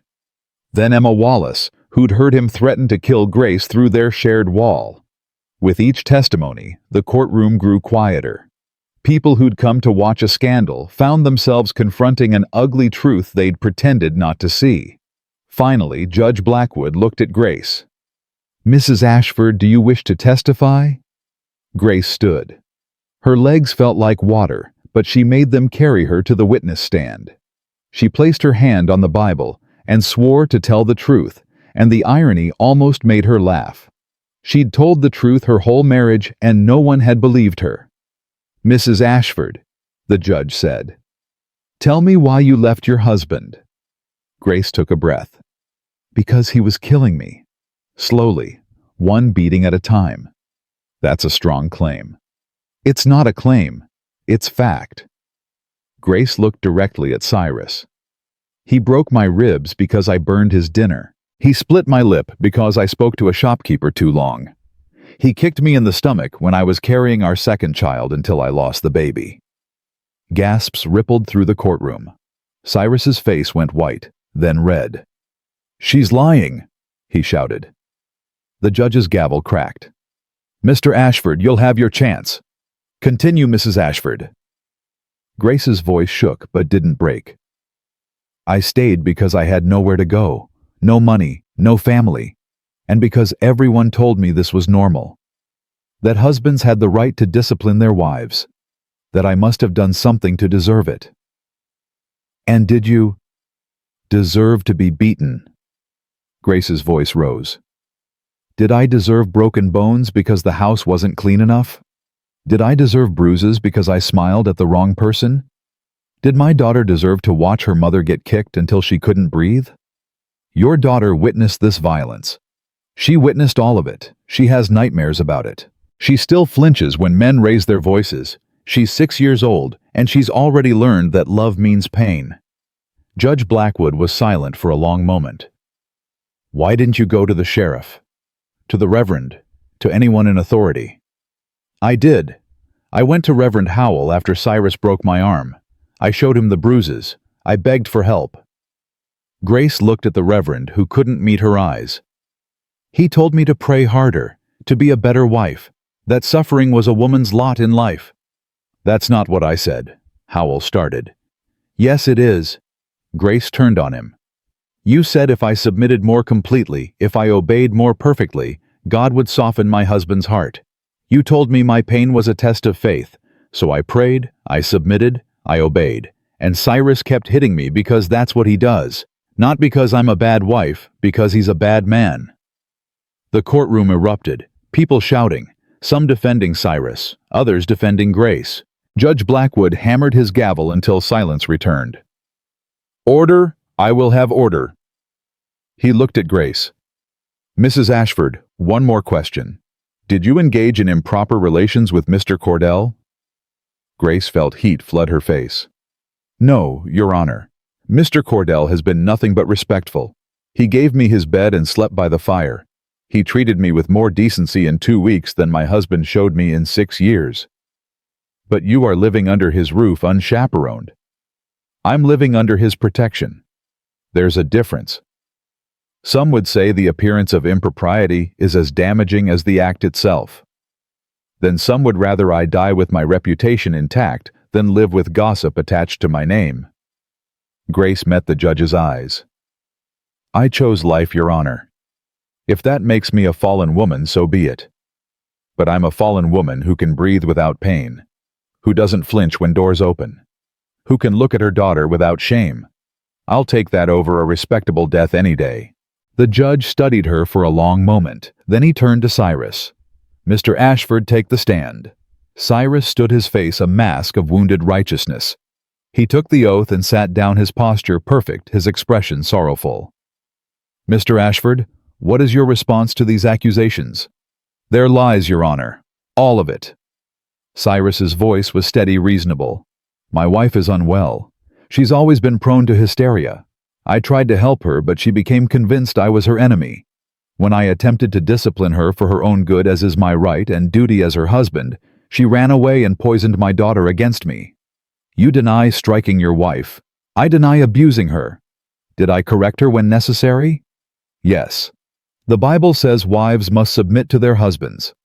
I was fulfilling my God-given role. Correction and abuse are different things." "Exactly.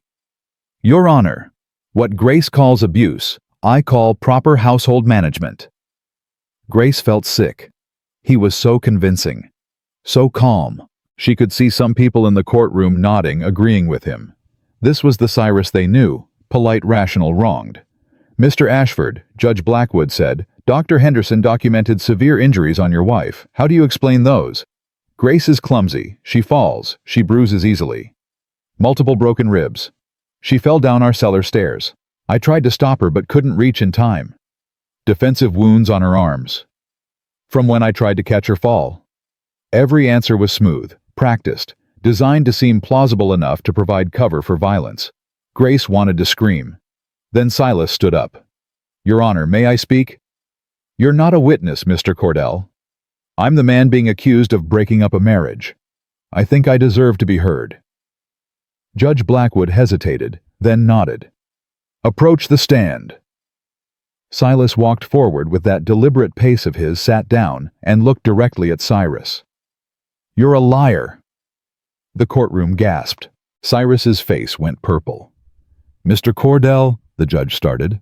"I'm sorry, Your Honor, but it needs to be said. Silas Ashford is a liar and a coward. He beats women and children because he can't face men who'd fight back." "That's slander," Cyrus's lawyer shouted. "It's truth. I've listened to him sit here and explain away 6 years of terror like he was discussing the weather. Broken ribs. She fell. Black eyes. Clumsy. A miscarried baby. Unfortunate accident." Silas's voice was hard. "But I saw Grace the night her daughter came to my door. I saw a woman beaten so badly she couldn't stand. Bruises shaped like fingerprints. Rope burns on her wrists. Blood in her hair. That's not clumsiness. That's attempted murder." "You're exaggerating." "Am I?" Silas turned to the judge. "Your Honor, I'll submit to any examination you require. Test my character. Question my motives. But I'm telling you, Grace Ashford came to me dying, not leaving. Dying. And the man who did it is sitting right there smiling like he's the victim." Cyrus exploded.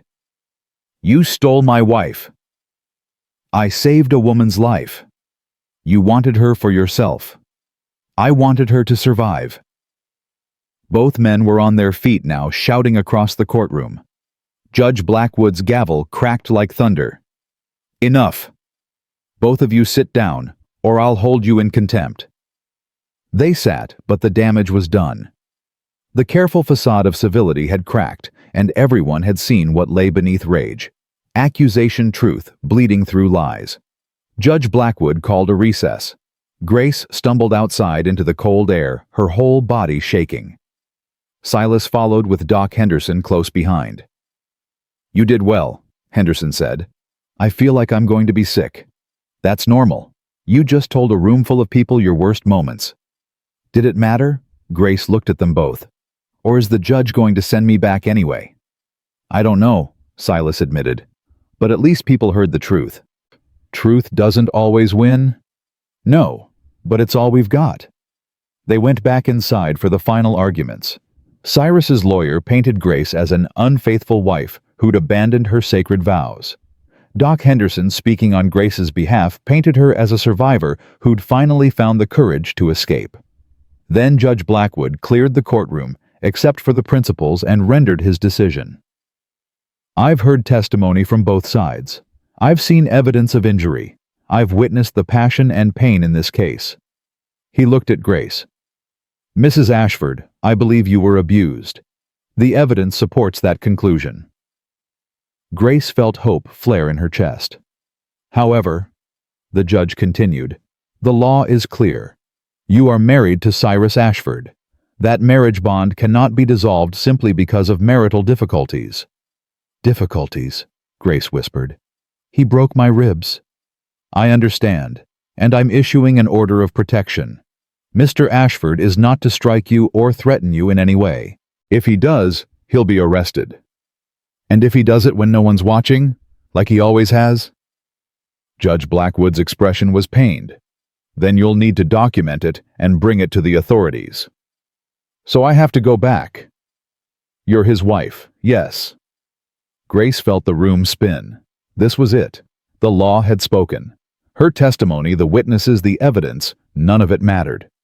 She belonged to Cyrus because a piece of paper said so.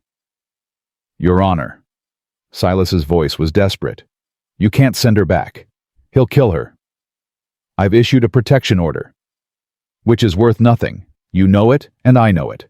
Orders don't stop fists. Laws don't stop violence. The only thing that stopped Cyrus from beating Grace to death was distance. Now you're eliminating that distance." "Mr. Cordell, I understand your concern, but my hands are tied. Territorial law gives me no grounds for dissolution of marriage. My only option is to return Mrs. Ashford to her husband with court-mandated protections." "Then the law is wrong." "Perhaps, but it's still the law." Grace stood up. Her voice came out hollow. "When do I have to go back?" "Today, immediately, to ensure compliance." Annabeth, Grace thought. She'd promised Annabeth she'd come back, and she would, but not free, not safe, just back to collect her daughter before returning to hell. "Wait!"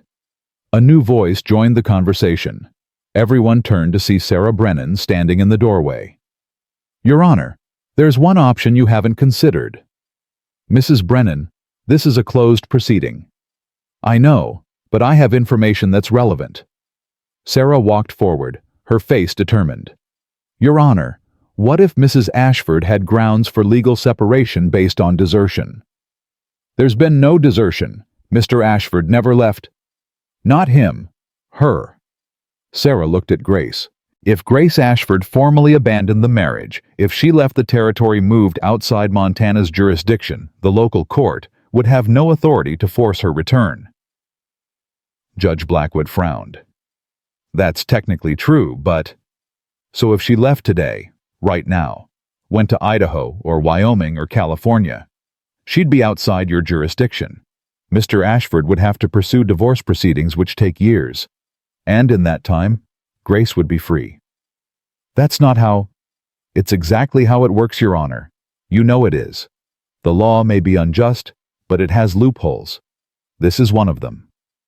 Everyone stared at Sarah. Even her own husband, Sheriff Brennan, looked shocked. Judge Blackwood was silent for a long moment.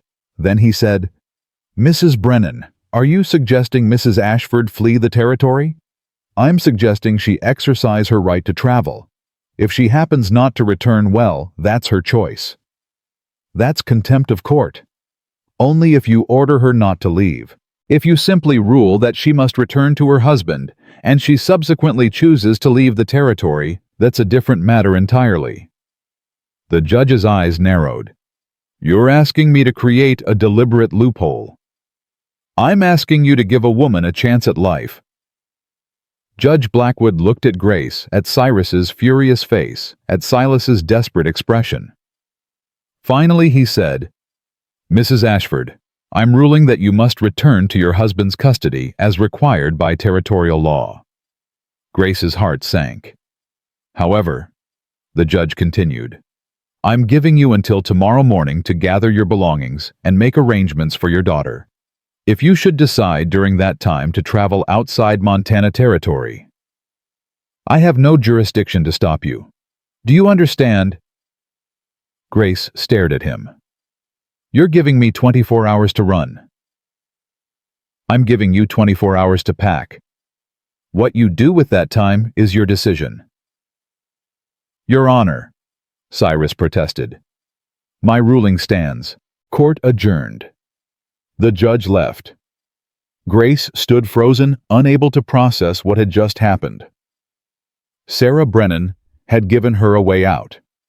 Judge Blackwood had given her permission to take it. She had 24 hours to disappear. "Grace." Silas grabbed her shoulders. "We have to move now. Pack what we can and ride for the Wyoming border." "I can't just leave." "Yes, you can. This is your chance. Our chance." "Our..." Silas's hands tightened on her shoulders. "Did you think I'd let you run alone? Where you go, I go. You and Annabeth both." Grace felt tears spill down her cheeks. "You'd give up everything. Your forge, your home, your whole life." "I'd give up everything for a chance to build a life that's actually worth living." He cupped her face. "With you."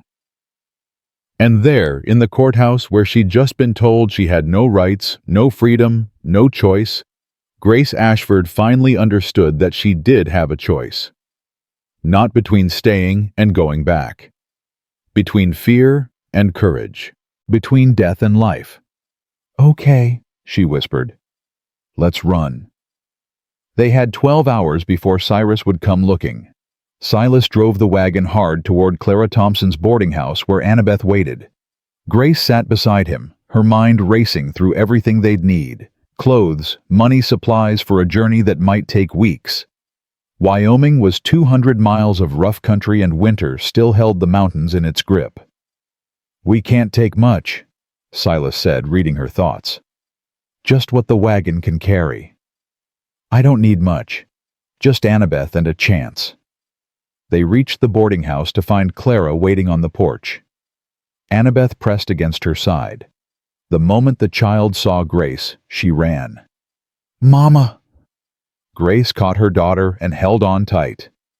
"We're leaving, baby. Tonight. Right now."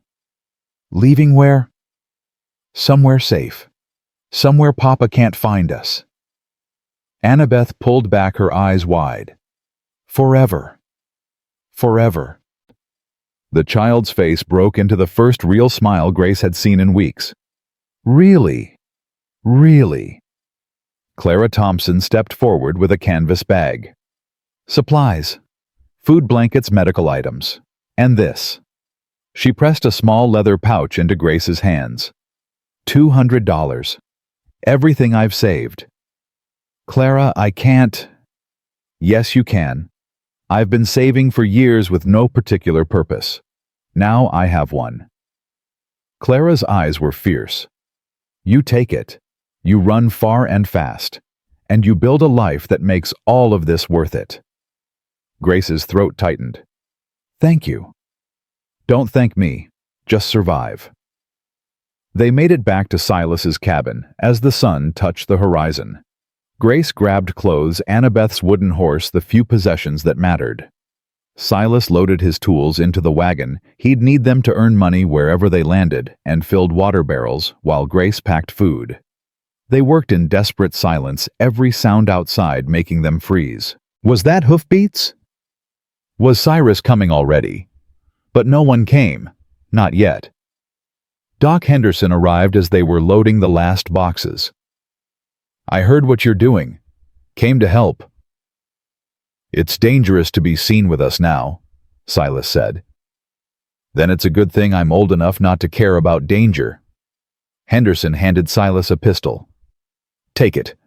I pray you don't need it, but pray isn't enough out there." Silas took the weapon. "Thank you. There's more. Sarah Brennan sent this." He handed over another pouch of money. "And she told me to tell you head for Fort Bridger in Wyoming. There's a marshal there named Coleman who doesn't care much for men who beat women. He'll help you settle in." "We can't repay all this." "You already have. You reminded this town what courage looks like. Some of us needed that reminder." Henderson gripped Silas's shoulder. "Now go, before your courage gets you killed." They left Covenant Falls as the stars came out, the wagon creaking under their combined weight. Grace held Annabeth in her lap, the child already drowsy from the day's emotions. Silas drove with the pistol beside him, his eyes constantly scanning the dark road ahead. Behind them, Covenant Falls grew smaller. The lights flickered like dying embers. Grace watched until the town disappeared entirely, and with it 6 years of her life she'd never get back. "No regrets?" Silas asked quietly. "Only that I didn't leave sooner." They traveled through the night, stopping only to rest the horse and let Annabeth stretch her legs. The child asked questions at first. Where were they going? How long would it take? Would they have a new house? But eventually exhaustion claimed her, and she slept. Grace didn't sleep. She couldn't. Every shadow looked like Cyrus. Every sound was pursuit. "He'll follow us," she said as they passed through a narrow canyon. "I know. He won't let me go. Not ever. It's not about love. It's about ownership." "Then we'll stay ahead of him." "What if we can't?" Silas was quiet for a moment. Then, "If he catches us, Grace, I won't let him take you. I'll fight him. And if I can't win, I'll make sure you and Annabeth get away while I hold him off." "Don't talk like that." "I'm being practical. You're being heroic. And I don't want a hero. I want you alive." Silas glanced at her. "Same to you." They made camp at dawn in a grove of cottonwoods, exhaustion finally forcing them to stop. Silas built a small fire while Grace laid out blankets for Annabeth. The child barely woke, just curled into the warmth and slept on. "We should rest too," Silas said. "I'll take first watch." "I can't sleep." "Try anyway. We've got a long way to go." Grace lay down beside Annabeth, but her eyes wouldn't close. She watched Silas sit by the fire, the pistol across his lap, his profile sharp against the flames. 3 weeks ago, she hadn't known this man existed. Now her entire future depended on him. "Silas?" she whispered. "Yeah. Why did you really do all this?" "I told you." "No. Tell me the real reason, not the noble one." He was quiet for so long, she thought he wouldn't answer. Then, "Because I was tired of living half a life, going through motions, existing without purpose. When Annabeth showed up at my door, I realized I'd been waiting for someone to need me, someone to save. Not because I'm some hero, but because saving you gave me a reason to save myself." Grace felt tears slide down her temples. "That's the saddest thing I've ever heard." "Maybe, but it's true. And now, what happens when we reach Wyoming and settle down, and life becomes ordinary? Will you regret choosing us over your old life?" "Grace, I spent 7 years in my old life wishing I was dead. You think I'm going to regret choosing to live?" She had no answer for that. Eventually, she drifted into uneasy sleep. She woke to Silas shaking her shoulder, his hand over her mouth. "Quiet. Someone's coming." Grace's heart slammed against her ribs. She grabbed Annabeth, pressing her hand gently over the child's mouth so she wouldn't cry out. They huddled behind the wagon, while Silas moved to the edge of the grove, pistol ready. Hoofbeats. Multiple riders. Coming closer. Grace squeezed her eyes shut and prayed. "Let them pass. Let them not see us. Let us disappear." The riders stopped. Grace heard men's voices low and searching. Her whole body went rigid. "Tracks lead this way." Could be anyone. Or could be them. Cyrus. Grace would know his voice anywhere. He'd come after them already, faster than she'd expected. She clutched Annabeth tighter, feeling her daughter's small body trembling against her. Silas crouched lower, his finger on the trigger. Grace could see his jaw clenched, could see him calculating whether he could take 3, maybe 4 men if it came to shooting. Then another voice joined Wade Ashford. "Cyrus, we don't even know they came this way. Could have gone north." "They went this way. I know it." "You don't know anything. You're guessing." "I know my wife. She's running for Wyoming. That means south." "Fine. We'll check ahead, but we're losing light. If we don't find them by tomorrow, we turn back. I'm not spending a week tracking a woman who legally had the right to leave." "She didn't have the right. Judge gave her 24 hours. She took them. That's within the law, brother." Grace held her breath. Was Wade actually defending her, or just tired of chasing law? Cyrus spat. "The law says she's mine. That's the only law that matters." But the riders moved on. The hoofbeats faded. Grace waited until silence returned before releasing Annabeth, who gasped for air. "Was that Papa?" the child whispered. "Yes. I want to go farther away." "We will, baby. We will." They broke camp immediately, not even waiting for full daylight. Silas pushed the horse harder than was wise, but none of them argued. The need to put distance between themselves and Cyrus burned like fever. They traveled for 3 more days, barely stopping. Grace watched Silas grow more haggard, with each hour his eyes red from lack of sleep, his movements increasingly mechanical. On the 4th night, she forced him to rest. "You'll collapse if you don't sleep." "I'm fine." "You're exhausted. I can see it. Annabeth can see it." Grace took the reins from his hands. Sleep. I'll keep watch. Grace. Sleep. Silas. That's not a request. He wanted to argue but couldn't. The moment his head touched the blanket, he was gone. Grace kept watch through the night, the pistol heavy in her lap, every nerve on alert. But no riders came. No Cyrus. Just stars and silence, and the slow realization that maybe possibly they were going to make it. Dawn brought a new problem. The horse was limping. Thrown shoe, Silas said after examining the hoof. We need to stop in the next town, get it reshod. Is that safe? Safer than pushing a lame horse. We'll draw more attention traveling slow than stopping to fix the problem. The town was called Redemption Creek, a collection of rough buildings serving trappers and travelers. They found a blacksmith who looked at Silas's tools and nodded approval. You know the trade. I do. Then you can use my forge while I shoe your horse. Work for work. Silas agreed. While he helped the local smith, Grace took Annabeth to the general store for supplies. The shopkeeper was a woman in her 30s with kind eyes and work-worn hands. Traveling far? She asked while measuring flour. Wyoming. That's rough country this time of year. You running from something or toward something? Grace hesitated. Both. The woman studied her face, and Grace realized her bruises, though faded, were still visible if you looked close enough. The shopkeeper's expression softened. I ran once too, she said quietly. 10 years ago.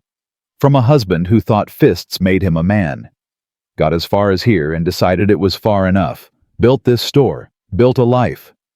She handed Grace the flour and added extra without charging. Running's hard, but staying's harder. You made the right choice. Grace felt tears threaten. Does it get easier? Yes and no. You'll always look over your shoulder. Always flinch at sudden movements. But one day you'll realize you haven't thought about him in a whole week, then a month. Then you'll see a man raise his hand and realize you're not scared anymore. That's when you know you're free. How long did that take you? 5 years, give or take. The woman smiled. But I had to do it alone. You've got someone. That'll make it faster. They left Redemption Creek with a freshly shod horse and renewed hope. Grace told Silas what the shopkeeper said as they traveled. 5 years, she repeated. That's how long until I might feel normal. Then we'll take 5 years. You'd wait that long.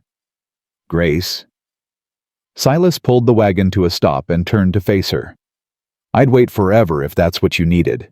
I'm not going anywhere. What if I'm never normal? What if I'm always this broken, scared version of myself? Then I'll love the broken, scared version. The word hung between them. Love.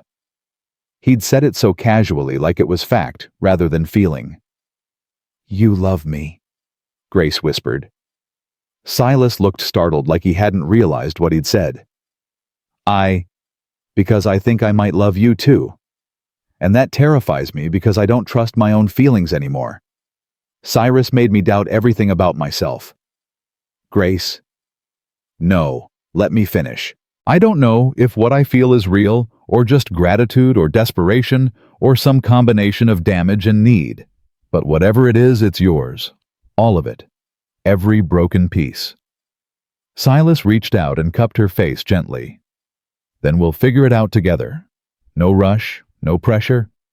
Just time and patience and seeing what grows. He kissed her then. Soft, brief.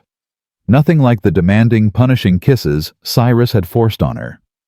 This kiss asked permission, offered respect, promised safety. When he pulled back, Grace was crying. Did I hurt you? Silas asked immediately. No, you reminded me what gentle feels like. I'd forgotten. They reached the Wyoming border on the 8th day. Annabeth cheered when Silas pointed to the territorial marker, and even Grace felt something lift in her chest. They'd made it. They were outside Montana's jurisdiction. Outside Cyrus's immediate reach. Fort Bridger sat another 2 days' travel into Wyoming territory. When they finally saw it, Grace nearly wept with relief. Wooden walls, armed soldiers, safety. Marshal Coleman was exactly what Doc Henderson promised a hard man with a soft spot for justice. He listened to their story without interrupting his weathered face, growing grimmer with each detail. "I can't arrest Silas Ashford," he said finally. "He's outside my jurisdiction, same as you're outside his." Grace's hope crumbled. "So we're not safe." "I didn't say that. I said I can't arrest him. But if he crosses into Wyoming territory and causes trouble, that's a different matter. I'll make sure every marshal and sheriff in this territory knows to watch for him. And if he shows his face here, I'll give him a choice: leave peacefully or leave in chains." "What if he comes at night or sends someone else?" "Then you defend yourselves. Wyoming territory recognizes a woman's right to self-defense even against her husband, especially against her husband." Coleman looked at Silas. "You good with that pistol Henderson gave you?" "Good enough. Make sure she's good with it too. A woman who can shoot is a woman who can protect herself." Over the next weeks, they built a life. Silas found work at Fort Bridger's blacksmith shop, his skill quickly earning respect. Grace took in sewing and laundry, grateful for work that kept her hands busy and her mind occupied. Annabeth started attending the fort's small school, where she slowly learned to smile without looking over her shoulder first. They rented a small cabin on the fort's outskirts. 2 rooms. Simple. But it was theirs. No one could enter without permission. No one could hurt them within those walls. Grace still woke screaming sometimes. Still flinched at sudden sounds. Still checked the locks 3 times before bed. Silas never pushed, never demanded more than she could give. He slept on the floor beside her bed, close enough to protect, but far enough to let her breathe. 3 months passed, then 6. Spring came to Wyoming, melting snow and bringing wildflowers. Annabeth grew taller, healthier, happier. She called Silas Papa Silas now, and he'd carve her new wooden animals whenever she asked. Grace's bruises faded completely. Her ribs healed. Her split lip became a thin white scar that only showed when she smiled, and she was smiling more often. Then on a warm June evening, Silas Ashford rode into Fort Bridger. Grace saw him first. She was hanging laundry when movement caught her eye, a familiar silhouette, that particular way of sitting a horse that meant violence contained. Her blood went cold. "Silas!" She called, her voice shaking. "Silas, he's here." Silas emerged from the forge, saw where she was looking, and his whole body went rigid. "Get Annabeth. Lock yourselves in the cabin. Don't open the door for anyone but me or Marshal Coleman." "What are you going to do?" "Keep him away from you." "Silas, don't—" "Grace, go. Now." She ran, grabbed Annabeth from the schoolhouse, ignored the child's questions, and barricaded them both inside the cabin. Through the window, she watched Silas intercept Cyrus in the fort's main square. They were too far away for her to hear words, but body language told the story. Cyrus gesturing aggressively. Silas standing his ground. Marshal Coleman and 3 other men moving to surround them. Grace gripped the pistol Silas had taught her to use, her hands shaking so badly she could barely hold it. If Cyrus got past Silas, if he reached this cabin, she'd shoot him. God help her, she would. But Cyrus didn't reach the cabin. Coleman's men escorted him to the fort's gate. There was arguing, shouting, Cyrus's rage visible even at a distance. Then he was on his horse being forced out of the fort at gunpoint. Silas returned an hour later. Grace threw herself at him, checking for injuries, for blood, for signs of violence. "I'm fine," he said. "What happened?" Coleman gave him a choice: leave peacefully or be arrested for trespassing and threatening behavior. "That's all?" "That's all. He's gone, Grace, for now. He'll come back. Maybe, but next time we'll be ready." That night, Grace couldn't sleep. She stood at the window watching for shadows, for movement, for Cyrus returning in the dark. Silas found her there at midnight. "He's not coming tonight." "You don't know that. I stationed 2 men to watch the cabin. Coleman's orders. Anyone approaches, they'll sound the alarm. Grace's shoulders sagged. I hate being afraid again. I'd almost forgotten what it felt like to breathe normally. You'll breathe normally again. When we make sure he can never threaten you again. Grace turned to look at him. How do we do that? We don't just survive, Grace. We build something so strong that no matter what Silas does, he can't touch it. We build a life, a community, a family. We put down roots so deep he can't pull us out. That sounds impossible. So did running. So did leaving. So did standing up in court and telling your truth. You've already done impossible things. What's one more? Grace moved into his arms, letting his strength steady her. I'm so tired of fighting. Then we'll fight together, and when you're too tired, I'll fight for both of us. That's what family does. Is that what we are, family? What else would you call it? Grace thought about that. About Annabeth calling Silas Papa. About shared meals and shared work and shared nightmares. About two broken people building something whole from the pieces. Family, she agreed. We're family. Over the next year they proved it. Silas's blacksmith work became essential to the fort. Grace's sewing business grew until she hired 2 other women to help. They bought the cabin they'd been renting, added a second bedroom, planted a garden. Annabeth thrived. The nightmares came less frequently. She made friends, learned to read, drew pictures of their new life, and hung them on the cabin walls. Silas came back twice more. Each time, Marshal Coleman turned him away. Each time, Grace felt the fear a little less. Because each time she was stronger. The life they'd built was stronger. In the spring of their second year in Wyoming, Silas asked Grace to marry him. Properly. Not because the law said she belonged to him, but because they belonged to each other. I'm still married to Silas, she said. Legally. We'll figure that out. Divorce him, annul it, whatever it takes. But Grace, I want to marry you the right way. With vows that mean partnership, not ownership. With promises we both choose freely. You really want to marry damaged goods. I want to marry the strongest woman I know. The woman who survived hell and came out fighting.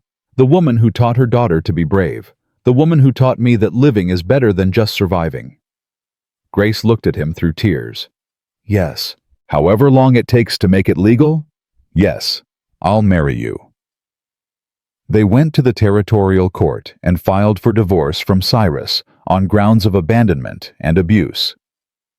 It took 3 years, 3 long years of waiting, of legal battles, of Silas fighting every step, but eventually a judge in Cheyenne granted the divorce. Grace Ashford became Grace Cordell on a warm July morning, with Annabeth standing between them as they exchanged vows. No fancy dress, no crowd. Just Marshal Coleman officiating, Doc Henderson there as witness, and a promise that meant everything because it was freely given. I promise to cherish you, Silas said. Not as property, but as partner. Not as possession, but as person. I promise to listen when you speak, to hold you when you hurt, and to stand beside you when you fight. I promise to love every version of you, strong and scared, brave and broken, today and every day after. Grace's voice shook, but didn't break. I promise to trust you with my fear and my hope, to let you see me at my worst and believe you'll stay. I promise to build this life with you stone by stone until it's unshakable. I promise to love you, not because you saved me, but because you taught me to save myself. They sealed those promises with a kiss, and Annabeth cheered, and for the first time in Grace's entire life, she felt truly free. Silas died 2 years later, fell off his horse drunk, and broke his neck. When the news reached Fort Bridger, Grace waited to feel something: relief, vindication, grief, anything. But all she felt was a distant sadness for the man he could have been if he'd chosen differently. Are you all right? Silas asked. I'm fine. That part of my life is over. Has been for years. No regrets. Only that I didn't leave sooner. But that led me here, to you, to this. She gestured at their cabin at Annabeth playing in the garden at the life they'd built from ashes. So maybe even the bad parts were necessary. They had 2 more children, a son named Thomas and a daughter named Martha after Silas's first wife. Annabeth grew into a fierce young woman who became a teacher, then an advocate for women's rights. She spent her life making sure other children didn't grow up watching their mothers get beaten. Grace and Silas grew old together. They never forgot the hardship that brought them together, but they didn't let it define them either. They were proof that surviving isn't the same as living, but sometimes surviving long enough gets you to the living part. On their 20th anniversary, Silas found Grace sitting on their porch watching the sunset. "What are you thinking about?" he asked. "About how far we've come. About that night Annabeth showed up at your door bleeding. About how scared I was." "Are you still scared?" "Sometimes. But not of you. Never of you." "Good, because I plan to keep you around for another 20 years at least." Grace smiled and took his hand. 20 years. I like the sound of that. They sat in comfortable silence.